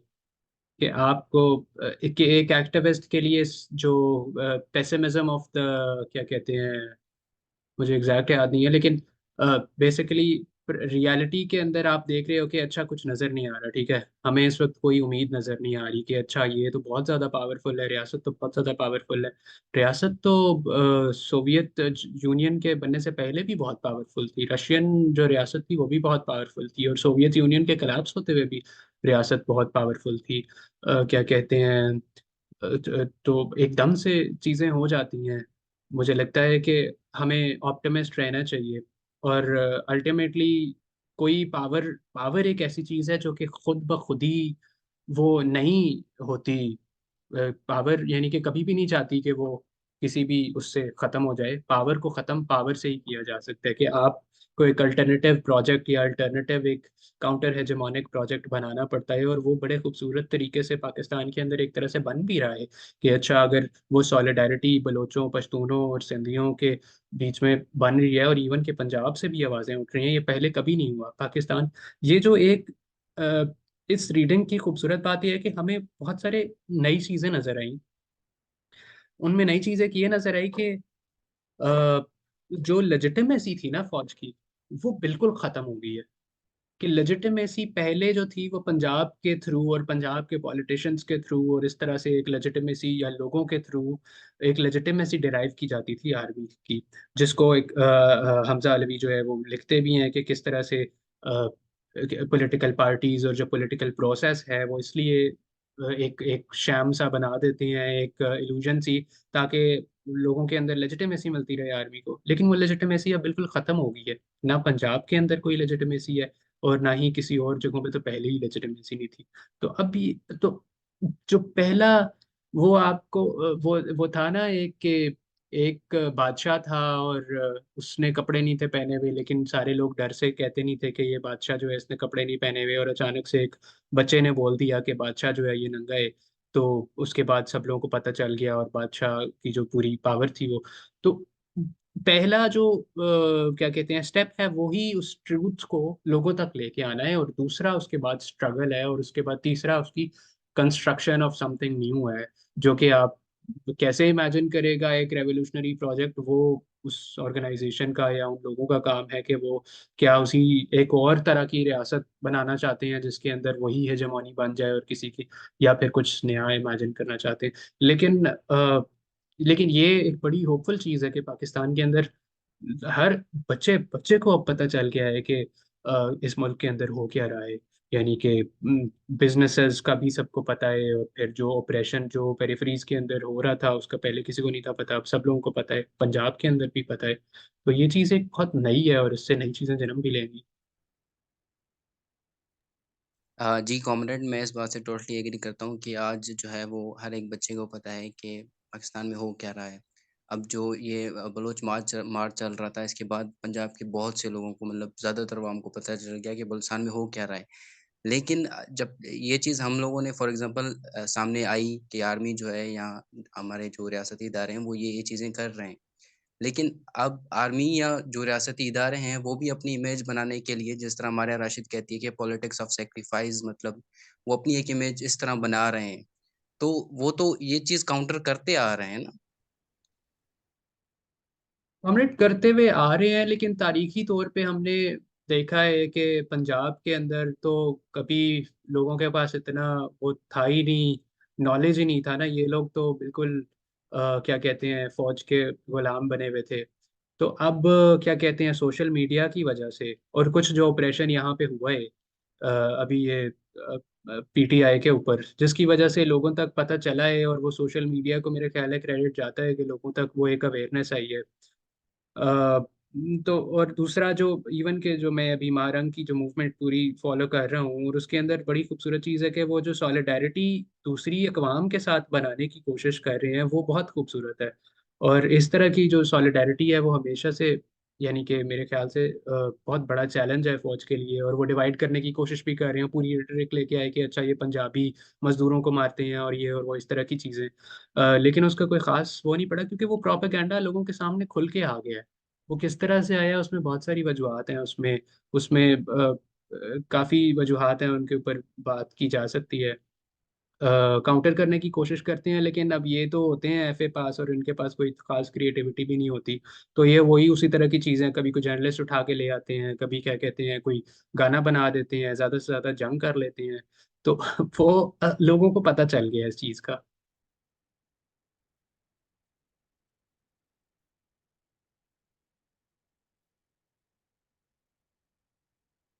और मुझे लगता है कि अ, ये काम मूवमेंट्स का भी है कि वो उनके प्रोपेगेंडा को कैसे काउंटर करें, और मूवमेंट्स को भी क्रिएटिव होना चाहिए। और वो तो जाहिर है क्लैश तो है, लेकिन मूवमेंट्स किस तरह से उसको करती हैं और उस चीज़ को, यानी कि अगर अ, जैसे इवन के अभी इतनी सारी जो क्या कहते हैं, पंजाब के अंदर बलोच धरने के लिए जो क्या कहते हैं एक वो बनी हुई है, एक क्या कहते हैं लोगों की सिंपथी बनी हुई है, वो इसी वजह से बनी हुई है कि वो बहुत ज़्यादा कामयाब रहे हैं सोशल मीडिया के ऊपर उस चीज़ को बड़े अच्छे तरीके से प्रोपेगेट करने में।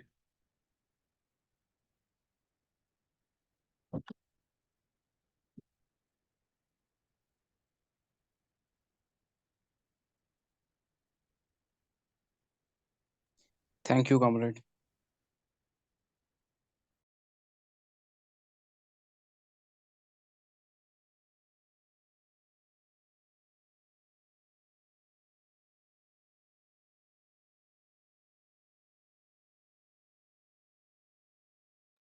अगर किसी और का कोई सवाल या कोई कमेंट नहीं है तो मेरा ख्याल है अब हम इख्तिताम करते हैं।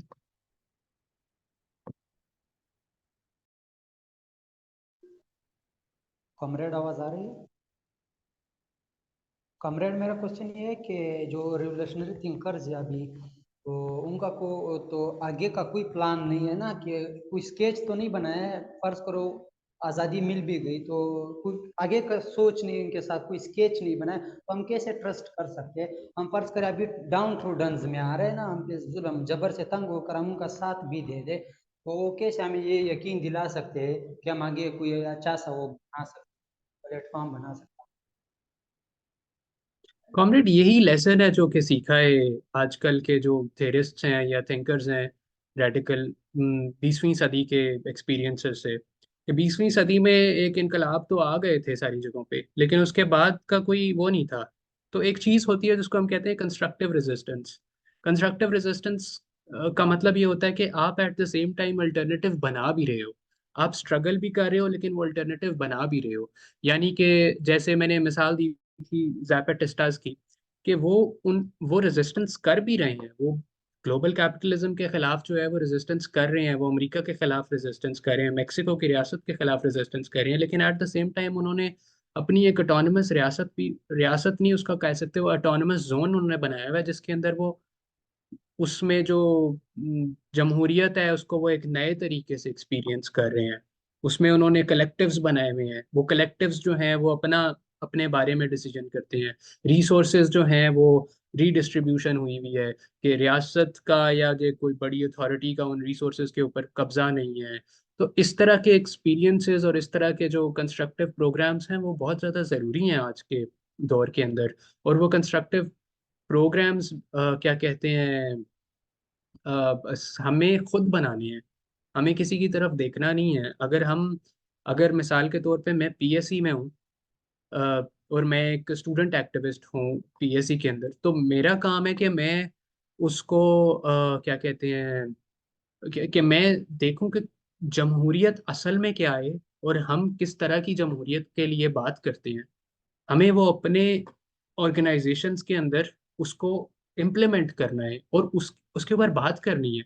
और बात करके जब हम आपस में बात करेंगे तो फिर हमारे लिए कोई आएगा, क्या कहते हैं, मतलब आइडियाज आएंगे और उनके ऊपर हम करेंगे। तो मुझे लगता है हमें किसी थेरिस्ट की तरफ नहीं देखना चाहिए। हमें खुद से अपने मकामी लोगों के साथ मिल के वो अल्टरनेटिव्स को करना चाहिए। वो उनको और अपनी तारीख को देख के हमें उन अल्टरनेटिव्स के ऊपर करना चाहिए। और बिल्कुल ये डर बिल्कुल ठीक है कि कल को अगर कोई रियासत बन जाती है और उसके अंदर दोबारा से वही मसाइल हैं तो फिर, यानी अगर अभी अब फ़लस्तीन के ऊपर बड़ी बात हो रही है, तो अगर फ़लस्तीन की रियासत बन भी जाती है तो अ, उसके अंदर अगर फिर से वही ऑपरेशन और वही सारे मसाइल आ जाएंगे तो फिर फर्क क्या है। यानी कि वही बात के जब पाकिस्तान की रियासत बनी तो अ, लोगों ने तो वही जो ब्यूरोक्रेसी थी उसने उन्हीं लोगों के ऊपर दोबारा से जुल्म करना शुरू कर दिया। बस नाम और झंडा तब्दील हुआ था, तो झंडा और नाम नहीं तब्दील करना, स्ट्रक्चर्स को तब्दील करना। स्ट्रक्चर्स को कैसे करना है, ये हम सब का काम है कि हम उसके बारे में सोचें और फिर उसको थेराइज करें।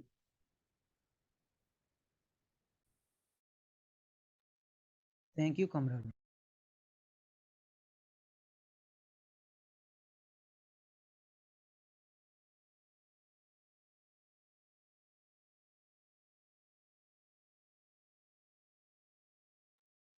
आ, ये चैट में किसी ने कहा है कि मैं आर्टिकल का लिंक भेज दूं। मैं आर्टिकल का लिंक यहीं पे भेज देता हूँ, चैट में ही शेयर कर देता हूँ।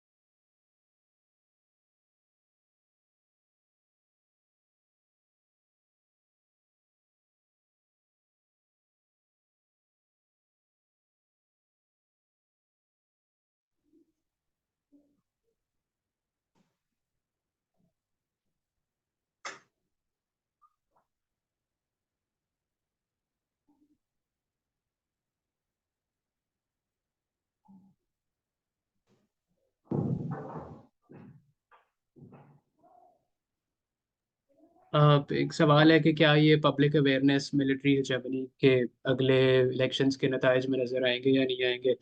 मुझे लगता है बिल्कुल आएंगे, क्योंकि अ, देखें इस वक्त हमें, हमारी जाहिर है पीटीआई जैसी पार्टी एक फैशिस्ट या अथॉरिटेरियन जिनका एक इस्लामो नेशनलिस्ट किस्म का प्रोजेक्ट है, उसके ऊपर एक तनकीद अलग जगह पे, मगर क्या कहते हैं, उनकी जो पॉपुलैरिटी है वो अलग जगह पे।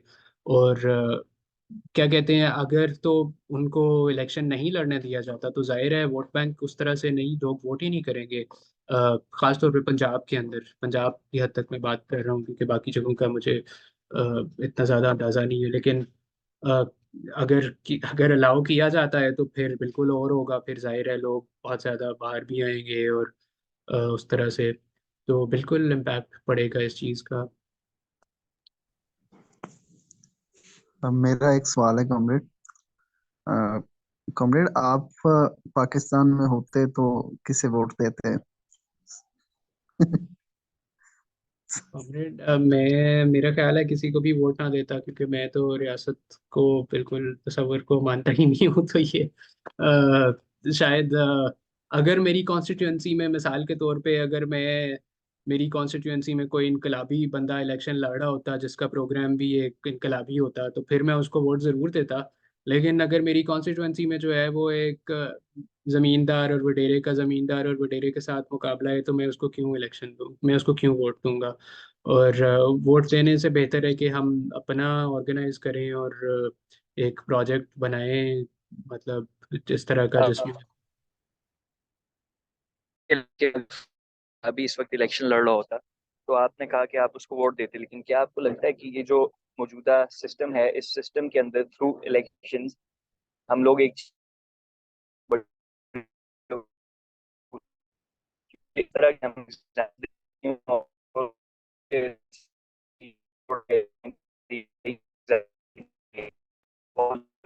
आपकी आवाज़ कट रही है। कॉमरेड अली, कॉमरेड, वो आप कह रहे हैं। अपना सवाल काइंडली टेक्स्ट में टाइप कर दीजिए क्योंकि आपकी आवाज बिल्कुल नहीं आ रही। आ रही है आवाज? जी अब आ रही है। हेलो। जी जी, अब आपकी आवाज़ आ रही है।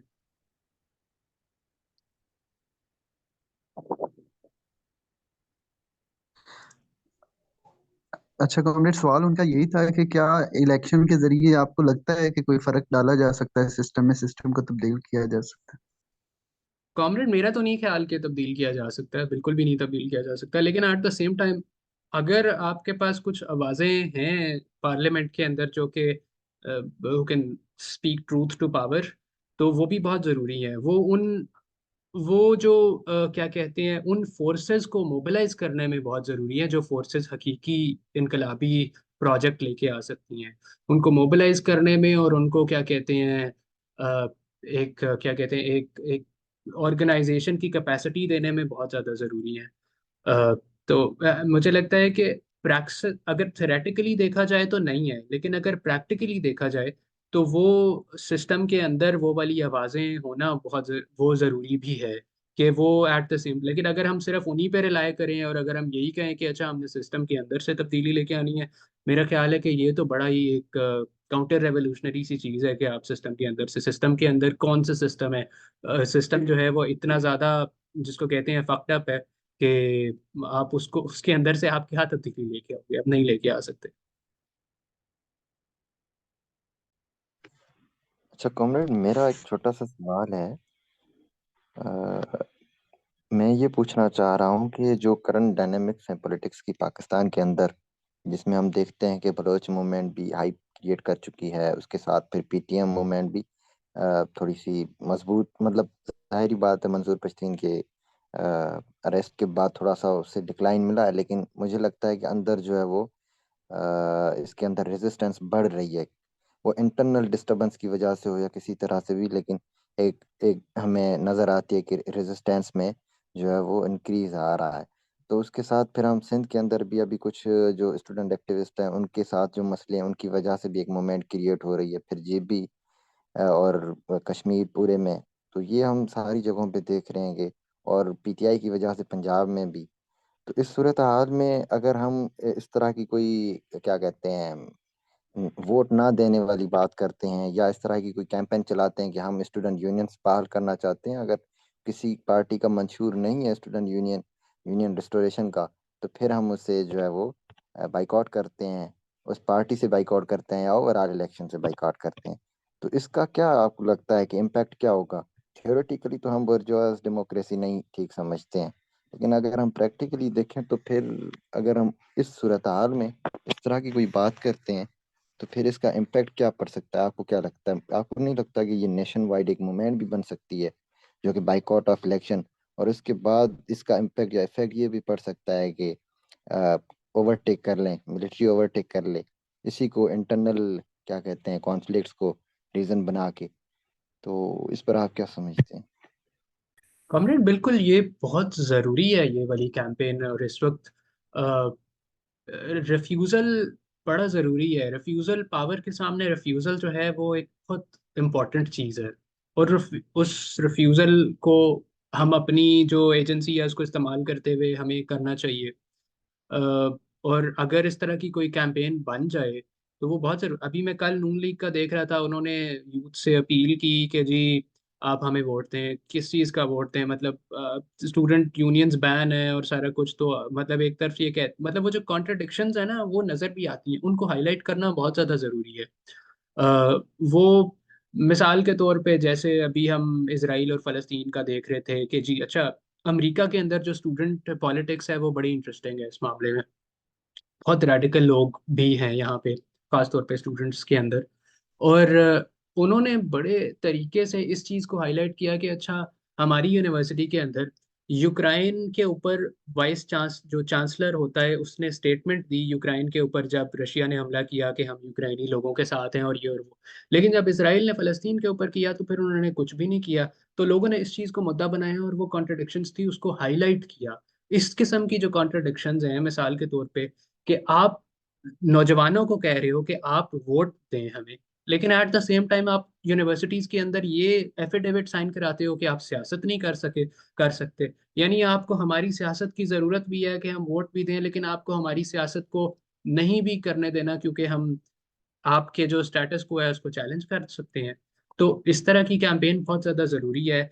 मुझे लगता है अगर इसको, जाहिर है एक बड़ी कैंपेन बनाना और वो सारा कुछ, तो प्रैक्टिस के ऊपर भी है और ऑर्गेनाइजेशन के ऊपर भी है कि किस तरह से किया जा सकता है।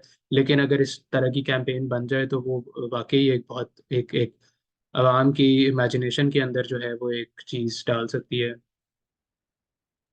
कॉमरेड, इसमें ये ना कि ये तो एक मिसाल है कि ये एक कैंपेन अगर कोई सबब बन जाती है कि मिलिट्री ओवरटेक का, ना मिलिट्री coup का, तो ये बन भी सकता है कि अगर ये मिसाल अगर ना लें तो कोई और ले लेंगे जिसमें सारी अलायंस बन जाए बाकी तमाम कौमियतों के बीच में, और फिर वो जो क्या कहते हैं इंटरनल किसी कॉन्फ्लिक्ट की बिना पे वो कर लें ओवरटेक। तो क्या ये प्रैक्टिकली या पॉलिटिकली करेक्ट होगा इस तरह का करना कि हम फिर वेलकम कर रहे हो कि वो ओवरटेक कर लें या किसी चीज को मुद्दा बना के इस तरह का कुछ करें? हम्म। या ये प्रैक्टिकली करेक्ट है या इनकरेक्ट है, ये मैं पूछना चाह रहा हूँ। नहीं, मेरे ख्याल से कॉमरेड देखें, ओवरटेक करना ना करना तो अलग बात है। ओवरटेक तो हुआ हुआ है, हम सबको पता है कि ओवरटेक तो हुआ हुआ है, सिर्फ नाम का नहीं हुआ हुआ। सिंबॉलिकली डेमोक्रेसी है। इस सिंबॉलिक डेमोक्रेसी का नुकसान हमें ज्यादा हो रहा है या फौज को? फौज को तो नुकसान नहीं हो रहा है इसका, हमें ज्यादा हो रहा है, क्योंकि क्योंकि वो आलमी दुनिया के अंदर जो है वो एक चीज है कि जी पाकिस्तान के अंदर तो जमहूरियत है। तो जब ये, तो अगर ये लोग टेक ओवर कर लें तो इनको तो इस बात का नुकसान है कि ये अगर टेक ओवर करते हैं उस तरह से, क्योंकि फिर क्या कहते हैं, आलमी दुनिया के अंदर एक प्रेशर पड़ेगा, जमहूरियत के लिए जो मूवमेंट्स हैं वो स्ट्रांग होंगी। कुछ लोग बात कर सकते हैं। तो मुझे लगता है कि अगर इस तरह का कोई अलायंस, देखिए 2019 में जो स्टूडेंट मूवमेंट थी ना, वो एक बहुत गोल्डन अपॉर्चुनिटी थी जो पीएससी ने वेस्ट की है। उस वक्त एक अलायंस जो मजलूम कौमियतों का, और जो सेंटर के अंदर जो एक अलायंस था, वो वैसा अलायंस पाकिस्तान की तारीख में कभी नहीं बना था।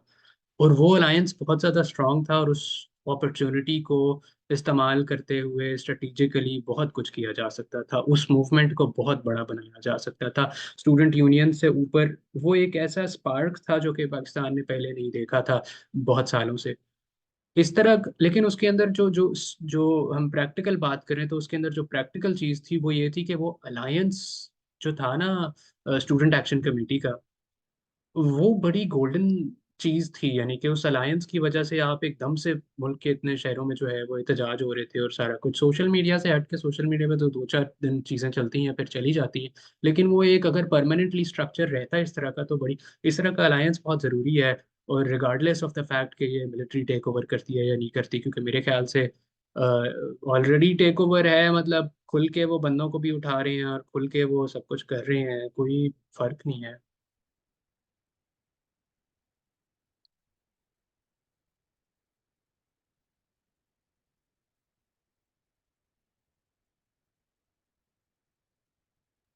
कॉमरेड, मैं इस पे थोड़ी सी बात करना चाहूंगा। हम्म। कॉमरेड, पहले भी एक साथी ने कहा था कि क्या अभी मिलिट्री के बदनाम होने से कोई फर्क पड़ेगा, या अभी अजीत की जो बात है, तो ये अ, जरा मूवमेंट और ऑर्गेनाइजेशन के फर्क पे मैं थोड़ा सा बात करना चाहूंगा कि मूवमेंट की उम्र होती है, और मूवमेंट का फ्लॉ ये है कि मूवमेंट एक दो चार डिमांड्स के गिर्द होती है, और वो मान ली जाएं तो उसको खत्म होना ही होता है। अगर अभी अलायंस कोई बड़ा बन भी जाए तो गवर्नमेंट से इस्तीफा दे दे, या वजीर आजम से इस्तीफा ले लें, या किसी भी किस्म का गवर्नमेंट में वो चेंज कर दें, तो वो मतलब बहुत ज्यादा इफेक्ट होता है। अभी तो है ही एक फजूल सी हुकूमत, लेकिन मिसाल के तौर पर पीटीआई की हुकूमत हो और इस्लामाबाद जाके धरना दे दें और वो रिजाइन कर दे प्राइम मिनिस्टर, ज्यादा से ज्यादा बेस्ट केस में यही होता है कि हुकूमत चली जाती है। तो आगे कुछ नहीं होता कि क्या करें, अगले 3 महीने इस मूवमेंट को कैसे लेके चलें। तो इसके अलावा वैसे भी छोटी बड़ी जो मूवमेंट्स हैं उनकी उम्र होती है कि फॉर एग्जांपल जल्जला ही आ गया तो वो मूवमेंट आपकी खत्म हो जाएगी, सैलाब आ गया, कोई कुदरती आफत आ गई, या वैसे कोई बड़ा इवेंट हो गया पॉलिटिकल, तो या इंटरनल आपकी लड़ाई होगी, तो इसलिए मूवमेंट्स में आपको एक कदम पीछे हटाएं तो आपकी मौत है, सारा कुछ खत्म हो गया। लेकिन तंजीम या पॉलिटिकल पार्टी हो तो तब आपको एक कदम पीछे पड़ाना पड़े, वही जो माओ वाली बात के 2 कदम आगे 1 कदम पीछे। लेकिन मूवमेंट में आपको जब 1 कदम पीछे हटाना पड़ता है तो आपका सब कुछ कोलैप्स कर जाता है। आपको लाजमी है कि आपने मुसलसल उसे ना मतलब चलाते रहना है और हाईलाइट रखे रखना है। तो ये उसका फ्लॉ है। तो उसके लिए जरूरी है कि ऑर्गेनाइजेशन और पार्टियां भी बनाई जाएं और उनको मजबूत किया जाए, ताकि जब 1 कदम पीछे हटाना पड़े तो तब फिर आप अपनी कॉन्स्टिट्यूंसी में चले जाएं। जैसे पंजाब यूनिवर्सिटी, जीसी यूनिवर्सिटी, वो हमारी कॉन्स्टिट्यूंसी है। जब वो मिस भी हमने अपॉर्चुनिटी कर दी 2019 वाली, तो हम वापस कैंपस पे चले गए और हमने वो ऑर्गेनाइज करना शुरू कर दिया, और हमने एक कलेक्टिव इदारा अलहदा से बना लिया।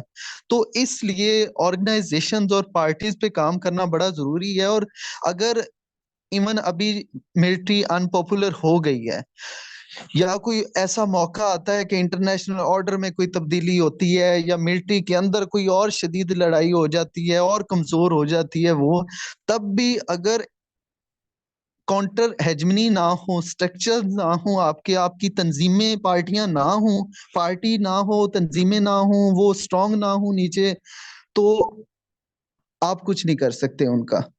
अभी भी मतलब जनरली तो हर वक्त ही नफरत जो है वो होती है मैसेज में अशराफिया के खिलाफ, लेकिन वो कुछ नहीं कर पा रहे होते क्योंकि कोई तंजीम नहीं होती, वो ऑर्गेनाइज नहीं होते। तो इसलिए तंजीमों, पार्टियों पे काम करना बहुत जरूरी है। जिस हवाले से मुझे लगता है कि पाकिस्तान में ये अभी मूवमेंट्स या माहौल जो है वो बहुत जबरदस्त है, लेकिन इसके बावजूद मुझे नहीं लगता कि इसका ज्यादा फायदा होगा, क्योंकि इतनी तंजीम कोई भी इतनी मजबूत नहीं है, या पार्टी कोई इतनी मजबूत नहीं है जो इसमें से कोई खास फायदा निकाल सके। तो इसलिए मुझे लगता है कि हमें वापस अपने ऑर्गेनाइजिंग पे ही फोकस करना चाहिए।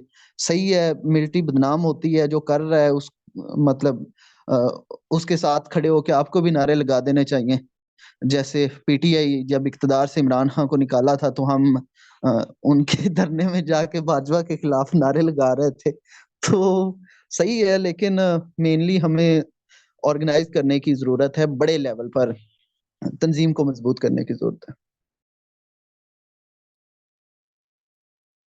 बिल्कुल कॉमरेड, आपने बहुत ही आ, खूबसूरत तरीके से इसको एक्सप्लेन किया है। मैं बस थोड़ा सा इसमें ऐड करूंगा कि मतलब वो सिंबॉलिक और क्या कहते हैं रियल का फर्क होता है ना, कि एक सिंबॉलिक नारे लगाना सिंबॉलिक है, ठीक है, लेकिन रियल ऑर्गेनाइजिंग है कि आपने ऑर्गेनाइज कैसे करना है। जो सिंबॉलिकली हम क्या कहते हैं नारे लगाएं, सिंबॉलिकली हम जो है वो बहुत कुछ कर सकते हैं, लेकिन उसका कोई इम्पैक्ट उस तरह से नहीं पड़ता जब तक हम रियल बेस ना बिल्ड करें, काउंटर हेजेमोनिक प्रोजेक्ट ना बिल्ड करें, अल्टरनेटिव ना बिल्ड करें। सिर्फ ऑर्गेनाइज नहीं करना, मतलब ऑर्गेनाइज करना, एक तंजीम साजी करना एक अलग चीज़ है, लेकिन तंजीम साजी एक अल्टरनेटिव के साथ करना वो एक अलग, यानी कि डेमोक्रेसी के साथ एक्सपेरिमेंट, डेमोक्रेसी किस तरह की होनी चाहिए। मिसाल के तौर पे और ये हुसैन का सवाल भी है कि रेवोल्यूशन जो है वो ब्लड शेड और उसके बगैर पॉसिबल नहीं है, तो हम रिफॉर्म के जरिए क्यों नहीं हम करते कि हम एक एवोल्यूशन करें, कि हम लोगों को एजुकेट करें, लोगों को ऑर्गेनाइज करें, और फिर हम क्या कहते हैं हेजेमनी ख़त्म करें। मुझे लगता है कि ये सारी चीज़ें बहुत ज़्यादा इंपॉर्टेंट हैं, बड़ा इंपॉर्टेंट बात है ये।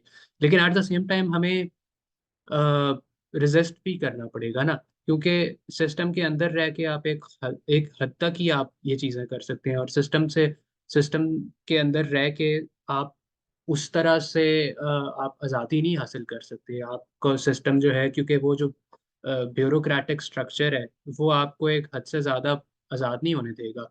वो जो मिलिट्री स्ट्रक्चर है वो आपको एक हद से ज़्यादा एजुकेट नहीं होने देगा। वो जो क्या कहते हैं पूरा एक क्लास स्ट्रक्चर है वो आपको आज़ाद नहीं होने देगा। तो उस सारी चीज़ों से आज़ादी हासिल करने के लिए अल्टीमेटली आपको रेसिस्ट करना पड़ेगा, लेकिन हम इसको इतना ब्लैक एंड वाइट नहीं देख सकते कि हम कहें कि अच्छा ईदर दिस और दैट।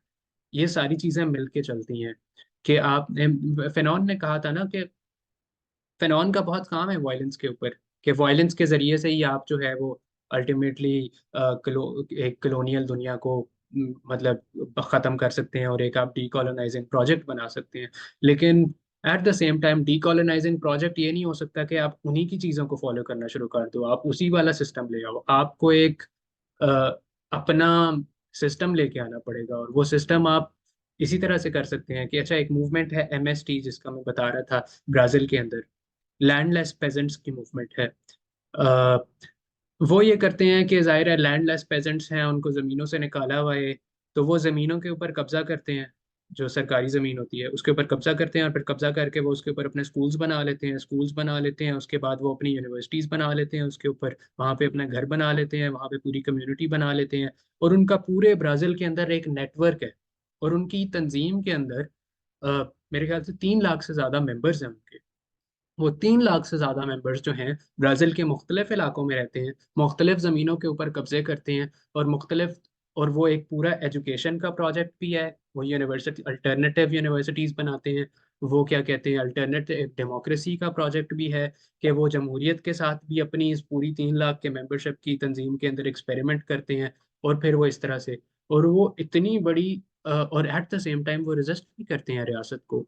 तो ये चीजें मुझे लगता है कि साथ साथ चलती हैं।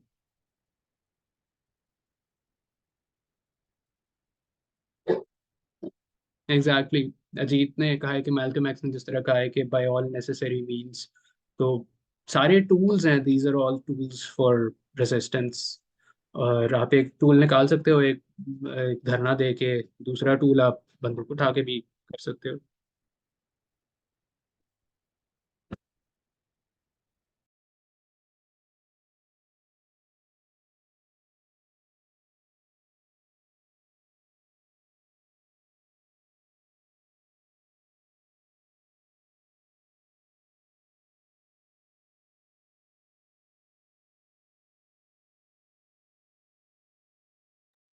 कॉमरेड, आवाज आ रही है मेरी अब?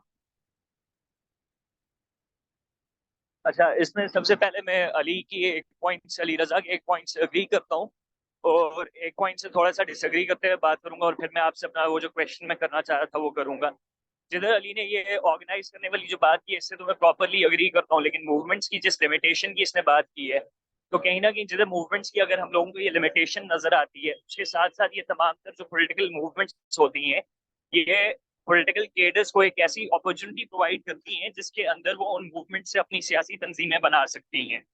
तो हम लोगों को इन मूवमेंट्स का, मुझे लगता है जिस तरह की भी रेवोल्यूशनरी मूवमेंट्स होती हैं, अलायंसेस बना के इस तरह की तमाम तर है, ताकि हम लोग अल्टीमेटली अपनी पॉलिटिकल ऑर्गेनाइजेशंस को उसमें डेवलप कर सकें या उसमें एक सियासी तंजीम बना सकें।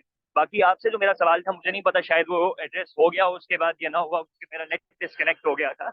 वो ये था, आपने कहा था कि आपकी अगर कॉन्स्टिट्यूंसी में कोई एक इनकलाबी बंदा खड़ा होगा तो आप उसको जरूर वोट करेंगे। तो मेरा सवाल ये था कि क्या एक इनकलाबी आदमी को अपनी कॉन्स्टिट्यूएंसी के अंदर हम अगर वोट करते हैं और फर्ज करें वो इलेक्ट हो भी जाता है, उसके बाद भी कोई चेंज वो ला सकता है इस सिस्टम के अंदर, जो मौजूदा सिस्टम है इस वक्त ओवरऑल पाकिस्तान के अंदर भी और इंटरनेशनली भी अगर देखा जाए? अभी रिसेंटली एग्जाम्पल्स जो हम लोगों को यहाँ पे काफी लोग जो लेफ्ट विंग के लोग हैं इलेक्शंस में उतर हैं, वो एग्जाम्पल्स कोट करते रहे। ब्राजील की लूला की एग्जाम्पल्स उन्होंने कोट किए कि लूला थ्रू इलेक्शंस वापस आया गवर्नमेंट में। चिली के अंदर बोरेक आया और बोरेक जो स्लोगन लेके आया था वो ये लेके आया था कि न्योलिबरलिज्म जो है वो चिली से शुरू हुआ था, तो डेथ जो है न्योलिबरलिज्म की वो भी चिली के अंदर ही होगी। और साथ साथ उसने ये कहा था कि जनरल पिनोशे के टाइम में जो कॉन्स्टिट्यूशन बना था उस कॉन्स्टिट्यूशन को भी वो खत्म करेगा। लेकिन रीसेंट एग्जाम्पल्स जो है हम लोग अगर देखते हैं तो लूला की पॉलिसीज के अंदर ब्राजील के अंदर और बोल्सोनारो की पॉलिसीज के अंदर कोई खास डिफरेंस नहीं है। अभी रिसेंटली चिली के अंदर पैलेस्टाइन के लिए सॉलिडारिटी में प्रोटेस्ट हो रहे थे, उसके ऊपर प्रॉपर मिलिट्री क्रैकडाउन करवाया गया चिली के अंदर। और इसके साथ साथ बोरेक ने ओपनली ये चीज भी क्लेम की है और उसने ये कहा है कि उसके टाइम फ्रेम के अंदर जब तक वो है चिली के अंदर पावर में, कॉन्स्टिट्यूशन चेंज नहीं होगा, कॉन्स्टिट्यूशन वही वाला रहेगा। इसके अलावा अमेरिका में जब इलेक्शन हो रहे थे तो यहाँ से हम लोग बैठ के ऑनलाइन सोशल मीडिया पे बर्नी को सपोर्ट कर रहे थे और हमारे जो साथी अमेरिका में मौजूद थे वो बर्नी की कैंपेन का भी हिस्सा बने। लेकिन हम लोगों ने जो लिमिटेशंस देखी हैं, सबसे पहले तो ये हुआ कि मल्टीनेशनल कॉर्पोरेशंस ने बर्नी जैसे लोगों को तो आगे आने नहीं दिया। लेकिन अभी रिसेंटली ये जो फलस्तीन और इजराइल का मसला था, इसके ऊपर बर्नी की जो पोजीशन है वो सेम टू सेम वही पोजीशन है जो पोजीशन बाइडेन की है। तो इस तरह के जब ओवरऑल सूरत हाल है दुनिया भर के ममालिक के अंदर और खास करके पाकिस्तान के कॉन्टेक्स्ट के अंदर भी, जब आपने जिस तरीके से कहा कि एक बड़ा असर पड़ेगा कि पीटीआई के हक में जो वोट बेस है पीटीआई की, वो लोग वोट नहीं करेंगे, तो इस तरह के टाइम के अंदर क्या हम लोगों की जिम्मेदारी नहीं बनती कि हम लोग इस प्रोसेस का हिस्सा बनने के बजाय हम लोग लोगों को पॉलिटिकली ऑर्गेनाइज करें और हम लोग लोगों को बताएं कि आपको इस सिस्टम को रेजिस्ट करना पड़ेगा और इस सिस्टम को ओवरथ्रो करके ही हम लोग एक रियल चेंज जो है, सही मानों में जो चेंज है वो लेके आ सकते हैं। क्योंकि हम लोगों ने देखा है दुनिया भर के अंदर जिधर भी इनकलाब सस्टेन हुए वो उन्हीं ममालिक के अंदर हुए जिधर आर्म स्ट्रगल के थ्रू रेवोल्यूशन आई हैं, चाहे वो रशियन रेवोल्यूशन है, चाहे वो चाइनीज रेवोल्यूशन है, चाहे वो क्यूबन रेवोल्यूशन है या फिर वो वियतनामीज रेवोल्यूशन है। तो हम लोग क्यों यहाँ पर लोगों को एक फजूल एक्सरसाइज में फंसाएंगे इलेक्शंस वाली और इनसे वोट लें, इसके बजाय कि हम लोग उनको ऑर्गेनाइज करें और इस लड़ाई का हिस्सा बनाएं कि वो इनकलाब जो है वो मुसल्लह जद्दोजहद के थ्रू लेके। बिल्कुल कॉमरेड, थैंक यू। ये आपने बड़ा अच्छा एनालिसिस किया है। ये सारी जो कि पार्टीज ताकत में आई हैं अभी, लेफ्टिस्ट और नियो लिबरलिज्म के खिलाफ और सारा कुछ, और किस तरह से ये सारी बिल्कुल बड़ी नाकाम हुई है उस चीज़ के अंदर। लेकिन एट द सेम टाइम मुझे लगता है कि हम ना इतना क्लियरली डिस्टिंग्विश नहीं कर सकते वायलेंट स्ट्रगल के बीच में, पार्लिमानी सियासत के बीच में, नॉन वायलेंट स्ट्रगल के बीच में। ये सारे टूल्स हैं और इन सारे टूल्स को हमें इस्तेमाल करना है। लेकिन एट द सेम टाइम हमें ये भी एक्नॉलेज करना है कि ये सिस्टम जो है ये नहीं चल सकता, पूरी दुनिया में नहीं चल सकता, अमेरिका में भी नहीं चल सकता। अमेरिका का जो कॉन्स्टिट्यूशन है वो शायद दुनिया में सबसे ज़्यादा प्रोग्रेसिव कॉन्स्टिट्यूशन है, लोगों को सबसे ज़्यादा राइट्स देता है, लोगों को सबसे ज़्यादा फ्रीडम देता है। और इसके बावजूद ये सिस्टम, ये जो कॉन्स्टिट्यूशन है, ये इस्तेमाल किया जाता है लोगों के खिलाफ और पूरी दुनिया के लोगों के खिलाफ। और इसी तरह से बाकी तो जो पूरा नेशन स्टेट का तस्वुर है वो हम सारे लोगों के सामने है कि ये नेशन स्टेट जो है वो नहीं चल सकती, हमें कुछ नई चीज़ चाहिए, हमें कोई नया स्ट्रक्चर चाहिए। लेकिन एट द सेम टाइम अगर ये जो सिस्टम जो है वो किसी भी रेडिकल या रेवोल्यूशनरी इंसान को क्यों इतना रेजिस्ट करता है कि वो सिस्टम के अंदर ना आ सके, उसकी वजह यह है कि वो रेवोल्यूशनरी और रेडिकल इंसान जो है वो उस सिस्टम के अंदर उस सिस्टम को नंगा करता है, वो उसको ट्रूथ बोलता है। हालांकि उसकी अपने वहां होने से शायद इतना फर्क नहीं पड़ता, लेकिन वो जो ट्रूथ बोलता है, वो ट्रूथ जो है वो सिस्टम को बहुत ज्यादा क्या कहते हैं, एक एक सिस्टम को नंगा करता है, लोगों के सामने लेके आता है उस प्लेटफॉर्म के जरिए। और जैसे आपने लूला की एग्जांपल दी, तो लूला यकीनी तौर पे जाहिर है कोई इमेंसिपेटोरी कोई इस तरह का रेडिकल रेवोल्यूशनरी प्रोजेक्ट नहीं है उसका। लेकिन एट द सेम टाइम जो मैं अभी मूवमेंट की मिसाल दे रहा था एमएसटी की, तो एमएसटी को जो लैंडलेस पेजेंट्स थे उनको लड़ना पड़ रहा था बोल्सोनारो से, क्योंकि बोल्सोनारो जो था वो विजिबली क्रैकडाउन कर रहा था उनके ऊपर। अब एमएसटी जो अपने, अब लूला के आने के बाद एमएसटी के लोग जो हैं उनके पास इतना फ्रीडम है कि वो अपना जो अल्टरनेटिव प्रोजेक्ट है, जो वो अपनी सरकारी जमीनों के ऊपर कब्जे करके अपना एक अल्टरनेटिव बनाते हैं, अपने जो स्कूल्स बनाते हैं, यूनिवर्सिटीज बनाते हैं, वो उनका एक्सपेरिमेंट कर सकते हैं और उनके पास इतना फ्रीडम है।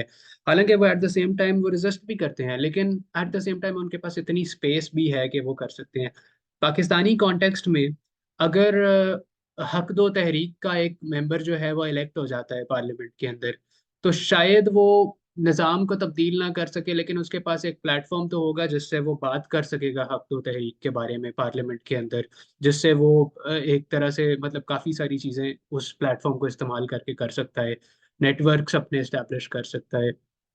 तो वो वाला है, लेकिन एट द सेम टाइम हमें एक्नॉलेज करना चाहिए कि ये सिस्टम जो है ये फक्ड अप है, ये फेल्ड है, और हमें कोई अल्टरनेटिव प्रोजेक्ट बनाना चाहिए। और अगैन अल्टरनेटिव प्रोजेक्ट हमें अपनी तंजीमों के अंदर बनाना पड़ेगा पहले, ताकि हम लोगों को बता सकें कि हमें ये प्रोजेक्ट चाहिए, और हम इस तरह के प्रोजेक्ट को चाहते हैं जिसमें सारे लोग आज़ाद हों। और अल्टीमेटली पूरी दुनिया के अंदर मेरे ख्याल से फेल हो ही रहा है सारा निज़ाम अभी तो, और टाइम लगेगा, लेकिन कुछ ना कुछ नया जब तक नहीं होगा तब तक आगे क्या आएगा ये तो नहीं पता। बिल्कुल कॉमरेड। और मेरा ख्याल है पाकिस्तान के तनाजुर में जमात इस्लामी बहुत बेहतर एग्जाम्पल है सीखने के लिए कि किस तरह से तंजीम साजी करनी चाहिए। एट द सेम टाइम वो तंजीम साजी भी कर रहे हैं और इसके अलावा वो कोई हल्का भी नहीं छोड़ते, हालांकि उनको पता है कि 1000 वोट ही मिलना है उन्हें, 1000-1500 वोट हर हल्के से उनको मिलता है, लेकिन वो कोई हल्का खाली नहीं छोड़ते। वो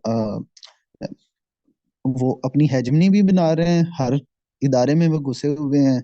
और वो इतने इदारे उन्होंने नीचे बनाए हुए हैं, फलाह वाले और जमीयत और क्या क्या, और साथ वो एक प्लेटफॉर्म के तौर पर इस्तेमाल करते हैं इन सारी जगहों को अपनी बात दूसरों तक पहुंचाने के लिए।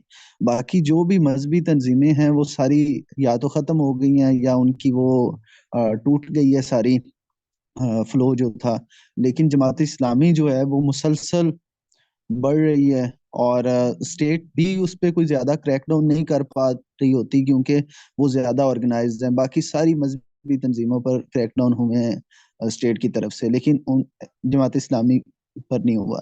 दूसरा जनरल एक बात जो है वो ये है कि पूरी दुनिया में स्टेट वायलेंस जो है वो स्टेट एक टूल रहा है सोशलिस्टों को कुचलने का। और स्टेट जाहिर है लेजिटिमेसी इसलिए लेती है कि वो कहती है कि ये लोग क्योंकि हथियार उठाना चाहते हैं, ये लोग साइको हैं, इन्होंने हम पे अटैक करना है, तो इससे इनको खत्म करना जो है ये बहुत जरूरी है। और वो एक पॉपुलर एक पॉपुलर कह लें या मतलब एक जस्टिफिकेशन उनको मिल जाती है क्रैकडाउन करने की। और ये एक मुल्क में नहीं हुआ, ये कई मुल्कों में हुआ है। तो इसलिए भी शायद जरूरी है जैसे इंडिया में भी कि आप कुछ ना कुछ वो जो सोसाइटल सो कॉल्ड नॉर्म्स या लॉज बने हुए हैं मतलब उनके अंदर खेलें, लेकिन अपना साथ साथ काम करते रहें, अपनी तंजीम साजी करते रहें, और ताकि स्टेट को जवाब ना मिले आपको कुचलने का। आज अगर कोई तंजीम लेफ्ट की पाकिस्तान में मजबूत होती नजर आती है, चाहे स्टेट हम ओपनली ना भी कहें हम मतलब वायलेंस को अपनाते हैं, बल्कि कहना पड़ेगा यार अपने पैम्फलेट्स में अगर हम मतलब हथियार उठाने हम समझते हैं कि हथियार के वायलेंस के जरिए हमने ऑक्यूपाई करना है, तो हमें वो सारा कुछ कहना पड़ेगा। अभी हम मतलब जो इलेक्शन वाला या वैसे सिस्टम के अंदर वाला जो सारा निजाम है उसमें हम अपने दिल में तो रखते हैं, सारे ट्रेन लोगों को पता होता है कि जब वायलेंस को यूज कर सके हुए तो हम जरूर करेंगे। लेकिन हम अगर पैम्फलेट्स में या अपना मतलब उसको एक बना लें, क्लियर लाइन बना लें तो स्टेट हमें कभी भी नहीं छोड़ेगी। जो ही हम थोड़े से मजबूत होंगे तो स्टेट हमें कुचल देगी, और कोई हमारे लिए नई सिंपथी रखेगा कि ऐसे लोगों को तो ऐसे ही होना चाहिए। लेकिन जब हम जमहूरियत की बात करते हैं तो फिर स्टेट भागती है इससे कि अच्छा नहीं ये लोग ठीक नहीं है, मतलब वो सारा, जैसे आपने कहा कि स्टेट क्यों अली वजीर के कागजात मंजूर नहीं करती, कोई मसला है ना स्टेट को। तो ये मेरा ख्याल है भागना स्टेट को चाहिए, हमें तो गले लगाना चाहिए। कोई भी हमें प्लेटफॉर्म मिले, मतलब जमीयत के साथ बात ही करनी है, या मीडिया का कोई मिल रहा है, जितना मर्जी औखा एंकर है या गंदा बंदा है, आपको प्लेटफॉर्म मिल रहा है, मेरा ख्याल है हमें नहीं डरना चाहिए, हमें तो कहना चाहिए आओ। उनको डरना चाहिए, और डरते भी हैं वो, हमें मीडिया पर क्यों नहीं आने देते, इसी वजह से ही नहीं आने देते कि इनकी बात में अपील है। तो ये मेरा ख्याल है पार्लियामेंट जो है या बाकी इस तरह की जो फलाह के काम जो हैं, ये तो एक रास्ता है, अब एक अपनी एग्जिस्टेंस रखने के, शो करवाने के, अपना पैगाम दूसरों तक पहुंचाने के। कोई भी नजरियाती तंजीम हो, चाहे वो राइट की हो चाहे लेफ्ट की हो, वो जमहूरियत पे यकीन नहीं रखती, इस जमहूरियत पे वो कब्जा ही करना चाहती है। जमात इस्लामी को कोई शौक नहीं है इस जमहूरियत का, वो इस जमहूरियत को नहीं मानते, उन्होंने कब्जा ही करना है, लेकिन वो इंतजार कर रहे हैं जब वो कब्जा कर सकें। इसी तरह लेफ्ट में भी अगर कोई भी पार्टी हो, चाहे ये चिली में हो या लुला के पास भी इवन हो, अगर वो इस पोजीशन में हूं कि हथियार के जरिए वो कब्जा कर सकें, तो वो जरूर करें, वो बिल्कुल नहीं छोड़ें उस मौके को। लेकिन वो नहीं है, अगर आज वो हथियार उठाते हैं तो इंटरनेशनल जो वो एस्टेब्लिशमेंट है वो भी, और उसने करवाए भी हैं, कितने कू करवाए हैं उन्होंने, कितने मुल्कों में कितने कू करवाए हैं, सोशलिस्ट मुल्कों में, ये लैटिन अमेरिका सारे में कू करवाए हुए हैं। तो वो वायलेंस के जरिए उनको कुचल देंगे, उनके पास तो हथियार ज्यादा हैं। तो इसलिए मतलब ऑल्टरनेटिव इदारे बिल्ड करने की जरूरत है कि जब इंटरनेशनल ऑर्डर में भी कोई डिस्ट्रप्शन हो, जब अमेरिका के पास इतना पैसा ना हो या इतने वसाइल ना हो कि वो कहीं पे कब्जा कर सके, या वहां पे वो क्या कहते हैं कू करवा सके, तो उस वक्त वो फिर सामने आए और वो कहें कि अब हम बजोरे बाजू कब्जा कर रहे हैं, अब जो करना है कर लो। तो मेरा ख्याल है इन द मीन टाइम ये ऑल्टरनेटिव जो हैं, जो काउंटर हेजमनी है, वो बिल्ड करना जरूरी है, और वो इसी तरह से ही हो सकती है।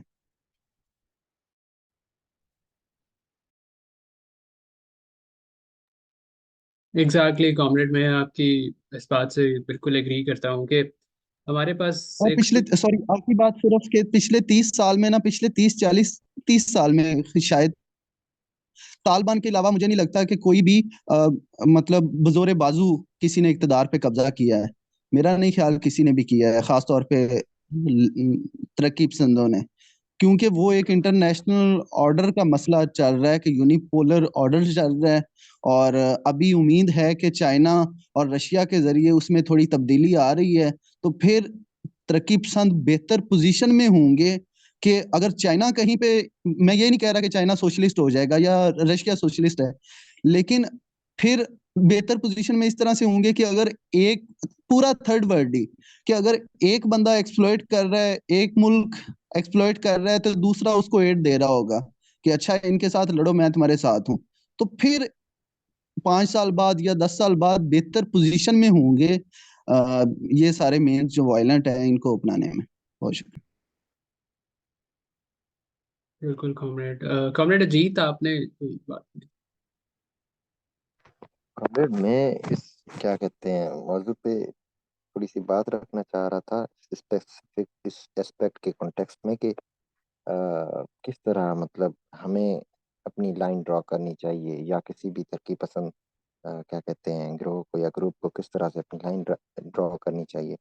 तो ये है कि ये बात जो कि कॉमरेड अली ने की कि मसला जदोजहद से कोई कामयाबी नहीं मिली है किसी को, तो मैं थोड़ा सा इससे डिसएग्री करूंगा। हमारे अपने ही किस्से में मिलती हैं इस तरह की मिसालें। ब्लैक टाइगर्स की जो तमिलनाडु की हैं, उसके बाद नक्सलाइट्स की हैं, उसके बाद फिर अगर हम देखें तो अभी जो अफगानिस्तान में आया है, चाहे फार राइट रेवोल्यूशन था, लेकिन था, और वो जोरे बाजू ही आया है। तो ये कामयाब हुए हैं, और नक्सलाइट्स बड़े हद तक कामयाब हुए हैं। माओइस्ट जो थे, जो अभी भी हैं, काफी डिस्ट्रिक्ट कवर किए हुए हैं, उन्होंने उधर अपना कोई पुलिस स्टेशन भी नहीं खोलने दिया है।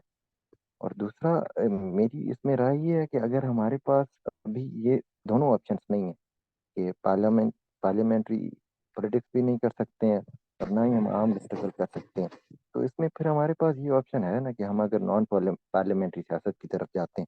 जिस तरह पीटीएम है, पीटीएम किसी हद तक ठीक जा रही है, वो उसमें बीच बीच में वायलेंस वायलेंस की भी बातें करती है। जिस तरह वो अभी मंजूर पश्तीन के जबरदस्त आते होते थे बयान के, वो सेल्फ सेल्फ डिफेंस के वायलेंस को जस्टिफाई कर रहे होते थे।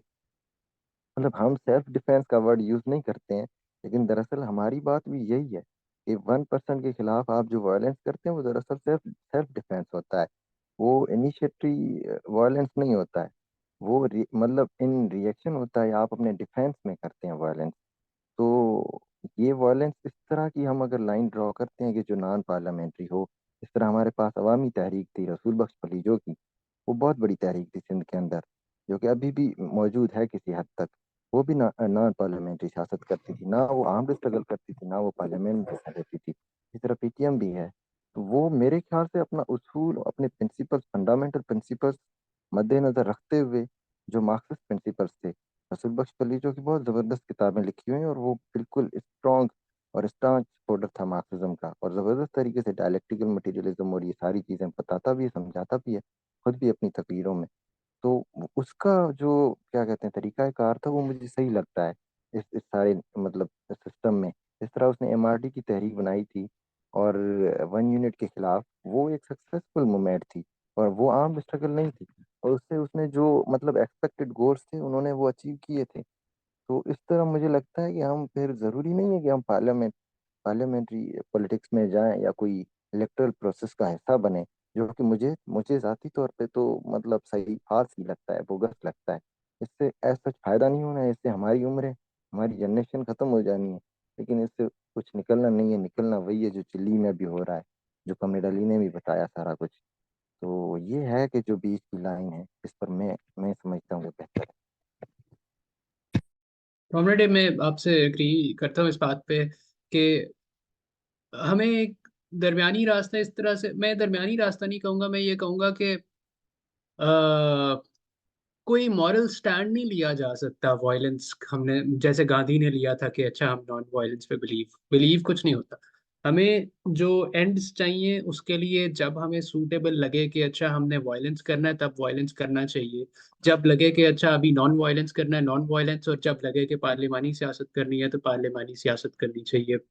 अ, ये मतलब मुझे लगता है कि रेजिस्टेंस और स्ट्रगल के बीच में ये तमाम चीज़ें आती रहती हैं, और ये स्ट्रैटेजी का सवाल है कि आपने किस टूल को आपने इस्तेमाल करना है किस टाइम के ऊपर। मतलब वही बात के अली वाली बात के अच्छा सारे लेफ्टिस्ट क्या सारी दुनिया इस वक्त समझती है कि अच्छा नेशन स्टेट जो है वो एक कलोनियल निज़ाम है, और नेशन स्टेट के अंदर कोई इमेंसिपेशन मुमकिन नहीं है। लेकिन एट द सेम टाइम ये भी देखना पड़ेगा कि हम नेशन स्टेट के खिलाफ जो रेजिस्टेंस बना रहे हैं वो रेजिस्टेंस कभी भी शॉर्ट टर्म नहीं ना हो सकती। रेजिस्टेंस तो एक लॉन्ग टर्म चीज़ है, जो हमारी जिंदगियां पिछलों हमसे पहले लोगों ने जिंदगियां गुजारी, उस पूरी चीज़ के अंदर हमारी जिंदगियां उस पूरी चीज़ के अंदर लग जाएंगी, लेकिन कुछ ना कुछ तब्दील भी होता रहेगा उस तरह से। तो मुझे लगता है कि वो किसी टाइम पे पार्लियामेंट्री सियासत भी की जा सकती है और किसी टाइम पे वायलेंट स्ट्रगल भी, यानी कि अगर हम हमास का देखें तो हमास हमास ने अभी जो वायलेंट स्ट्रगल की है, जो अभी एक इवेंट हुआ अक्टूबर 7 को, उसके अंदर क्या कहते हैं हम देख सकते हैं कि कितना नुकसान हुआ है फ़लस्तीनी लोगों को उस एक इवेंट की वजह से, कि पहले उनके पास गज़ा था अब गज़ा भी नहीं है। और ये भी कह सकते हैं कि फ़ायदा भी हुआ है शायद कि दुनिया के अंदर एक बार फिर से फ़लस्तीन का जो इशू है वो ज़िंदा हो गया है। या कश्मीर के ऊपर हम बात कर सकते हैं कि अच्छा कश्मीर के अंदर जब भी पाकिस्तान और इंडिया की आपस में जंग होने लगती है किसी एक वायलेंट चीज़ की वजह से, तो कश्मीर एक दफ़ा फिर से खबरों में आ जाता है। लेकिन अल्टीमेटली क्या हुआ है, यानी कि कोई ज़्यादा फ़ायदा तो नहीं हुआ वायलेंट स्ट्रगल का, पता नहीं अली अब्दुल्ला बेहतर बता सकता है शायद।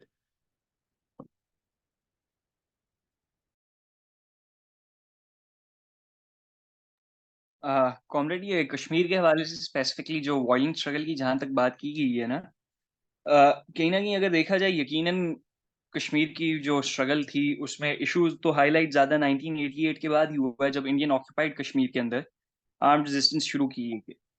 लेकिन उस रेजिस्टेंस की वजह से एक जो मसला पैदा हुआ था वो ये था कि वो रेजिस्टेंस किसी एक पॉलिटिकल पार्टी की तरफ से एक ऑर्गेनाइज्ड फॉर्म में नहीं की गई थी। वो जो रेजिस्टेंस थी वो रेजिस्टेंस प्रॉक्सीज के थ्रू की गई थी, यानी पाकिस्तानी स्टेट की डायरेक्ट इन्वॉल्वमेंट थी और प्रॉक्सी वॉर था वहां पर। कभी वहां पर JKLF लड़ रही थी, कभी वहां पर हिजबुल मुजाहिदीन लड़ रही थी, कभी वहां पर जैश ए मोहम्मद लड़ रही थी और कभी वहां पर लश्कर लड़ रही थी। तो इस तरह जब 8-10 मुख्तलिफ तंजीमों से, जो मुख्तलिफ नज़रियात के मानने वाली थी, कोई इस्लामिक स्टेट बनाना चाह रहा था, कोई सेक्युलर स्टेट बनाना चाह रहा था, ये बहुत से ऐसे थे जिनकी आइडियोलॉजिकली कोई आइडियोलॉजिकल क्लैरिटी ही नहीं थी।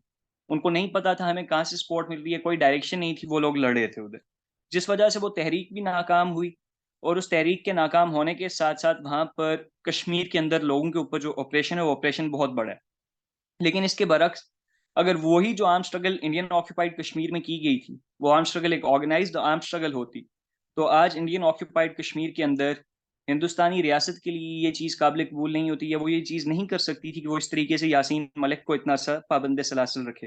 वो ये नहीं कर सकती थी कि वो सुप्रीम कोर्ट की तरफ से फैसला दे के आर्टिकल 235 को, आर्टिकल 2, वो जो दो आर्टिकल 35A और आर्टिकल 370 को वो कर सकें, लेकिन उन्होंने वो किया है। वो इसी वजह से था क्योंकि वहां पे उनको उस तरीके से रेजिस्टेंस नहीं मिली। दूसरी तरफ वहां पे जो लोग थे वो महबूबा मुफ्ती थी, उमर अब्दुल्ला था और फारूक अब्दुल्ला वगैरह थे। ये लोग जो सारे थे, इन सब लोगों ने कहीं ना कहीं कश्मीरी अवाम का एतमाद जो है, यानी वो वापस उस चीज़ को मैं इधर पाकिस्तानी रियासत के कॉन्टेक्स्ट में कनेक्ट करूंगा कि जिस तरीके से इस वक्त मेरा ये मानना है कि अगर हम लोग इलेक्टोरल पॉलिटिक्स के अंदर अभी जा रहे हैं, मौजूदा जिस तरीके से इलेक्शंस करवाए जा रहे हैं, हम अपना क्या बयानिया, क्या नैरेटिव लेके जा रहे हैं, हम ये लेके जा रहे हैं कि हम अगर इलेक्ट होके आते हैं तो हम आपको साफ पानी मुहैया करेंगे आपके इलाकों में, हम आपको सेहत की सहूलियात मुहैया करेंगे, हम आपको फ्री और क्वालिटी हेल्थ केयर और एजुकेशन प्रोवाइड करेंगे। वो आप नहीं कर सकते। इसी तरीके से महबूबा मुफ्ती ने, उमर अब्दुल्ला ने, इन लोगों ने इंडियन ऑक्यूपाइड कश्मीर के अंदर लोगों का एतमाद इस चीज़ के ऊपर अपनी बुनियाद, यानी लोगों का एतमाद हासिल करने की ये कह के कोशिश की कि हम लोग अगर इंडियन यूनियन टेरिटरी का हिस्सा बन जाते हैं अपनी आइडेंटिटी को बरकरार रखते हुए, तो हमें हमारे सारे राइट्स यहाँ पे इंडियन गवर्नमेंट प्रोवाइड करेगी। लेकिन फिर जब मोदी ने स्ट्रिप ऑफ किया उनको स्पेशल स्टेटस से, तो महबूबा को भी उसने जेल में डाला, उमर अब्दुल्ला को भी जेल में डाला। आज पॉपुलर स्पोर्ट अगर कश्मीर के अंदर आप जाके देखें, ना महबूबा को है ना उमर को है, ये लोग इररिलेवेंट हो चुके हैं उधर कश्मीर के अंदर भी। तो मेरा ये जो ओपिनियन था ओवरऑल स्ट्रगल्स के हवाले से, यहाँ पाकिस्तान के हवाले से भी, वो ओपिनियन यही है। मैं ये नहीं कह रहा कि आर्म स्ट्रगल आज ही शुरू कर दी जाए, इस बात में कोई शक नहीं। अगर आज आप आर्म स्ट्रगल यहाँ पे शुरू करते हैं, आज आप आर्म स्ट्रगल की बात भी करते हैं रियासत के खिलाफ, आपको फौरन कुचला जाएगा। मेरा ये कहना है कि आप रियासत के ऊपर लोगों का एतमाद बहाल करने की कोशिश ना करें। आप इस प्रोसेस का जब हिस्सा बनते हैं और आप उनको ये चीज मत समझाने की कोशिश करें कि हम सिस्टम का हिस्सा बन के आपको चेंज ला के दे सकते हैं, वो नहीं लाया जा सकता इस सिस्टम के अंदर। आप उनको ये बताएं कि ये सिस्टम फ्लॉड है, इस सिस्टम का हिस्सा नहीं बना जा सकता। और दूसरी जो आपने बात की कि जो बंदा इस सिस्टम का हिस्सा बनता है वो कहीं ना कहीं इस सिस्टम को नंगा करता है। कॉमरेड, सिस्टम को नंगा वो बंदा करता है, ये वो ऑर्गेनाइजेशन कर सकती है जो प्रॉपर एक पॉलिटिकल ऑर्गेनाइजेशन ऑर्गेनाइज फॉर्म में मौजूद हो, जिधर शख्सों से बड़ी आपकी तंजीम हो। जिधर शख्सियतें तंजीमों से बड़ी होती हैं तो उधर शख्सियतें हमेशा आखिर में जाके कॉम्प्रोमाइज़ करती हैं, जिसमें हमने शख्सियत यकीनन यहाँ पे तंजीम से मजबूत तो नहीं थी। चौधरी तनवीर जो थे, चौधरी मंजूर लाल खान साहब वाले, लाल खान ने उनकी ट्रेनिंग की, सब कुछ हुआ, लेकिन जब वो सिस्टम का हिस्सा बने, उन्होंने अल्टीमेटली जाके लाल खान को बिट्रे किया। लाल खान के साथ वो नहीं खड़े रहे। क्यों? क्योंकि वो एक इंडिविजुअल थे और वो उनके ऊपर तंजीम का इतना कंट्रोल नहीं था, या तंजीम आवाम के अंदर इतनी पॉपुलर नहीं थी कि तंजीम फिर चौधरी मंजूर को उधर से हटवा सकती। तो इसलिए तंजीमों को मुनज़्ज़म करने की ज़रूरत है और वो सिस्टम के खिलाफ मुनज़्ज़म करने की ज़रूरत है इस सिस्टम के अंदर जाने के बजाय। मेरा इस पे ये ओपिनियन।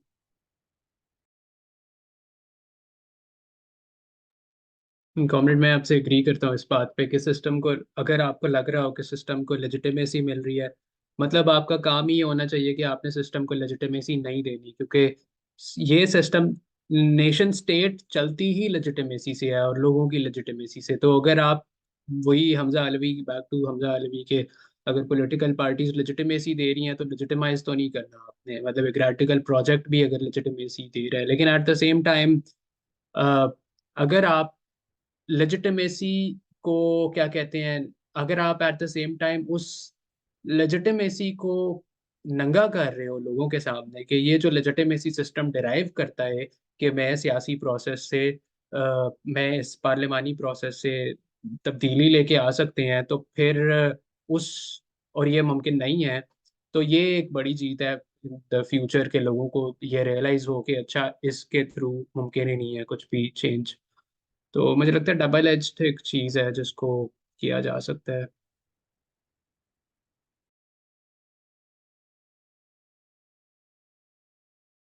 आई गेस ख़त्म करते हैं अब, वैसे बड़ी अच्छी डिस्कशन हुई है।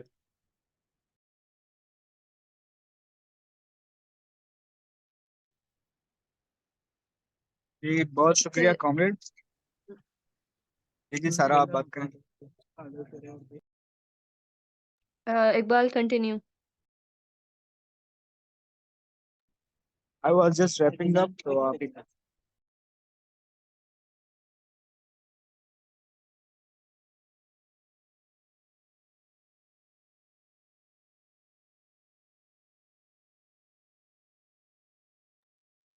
Okay.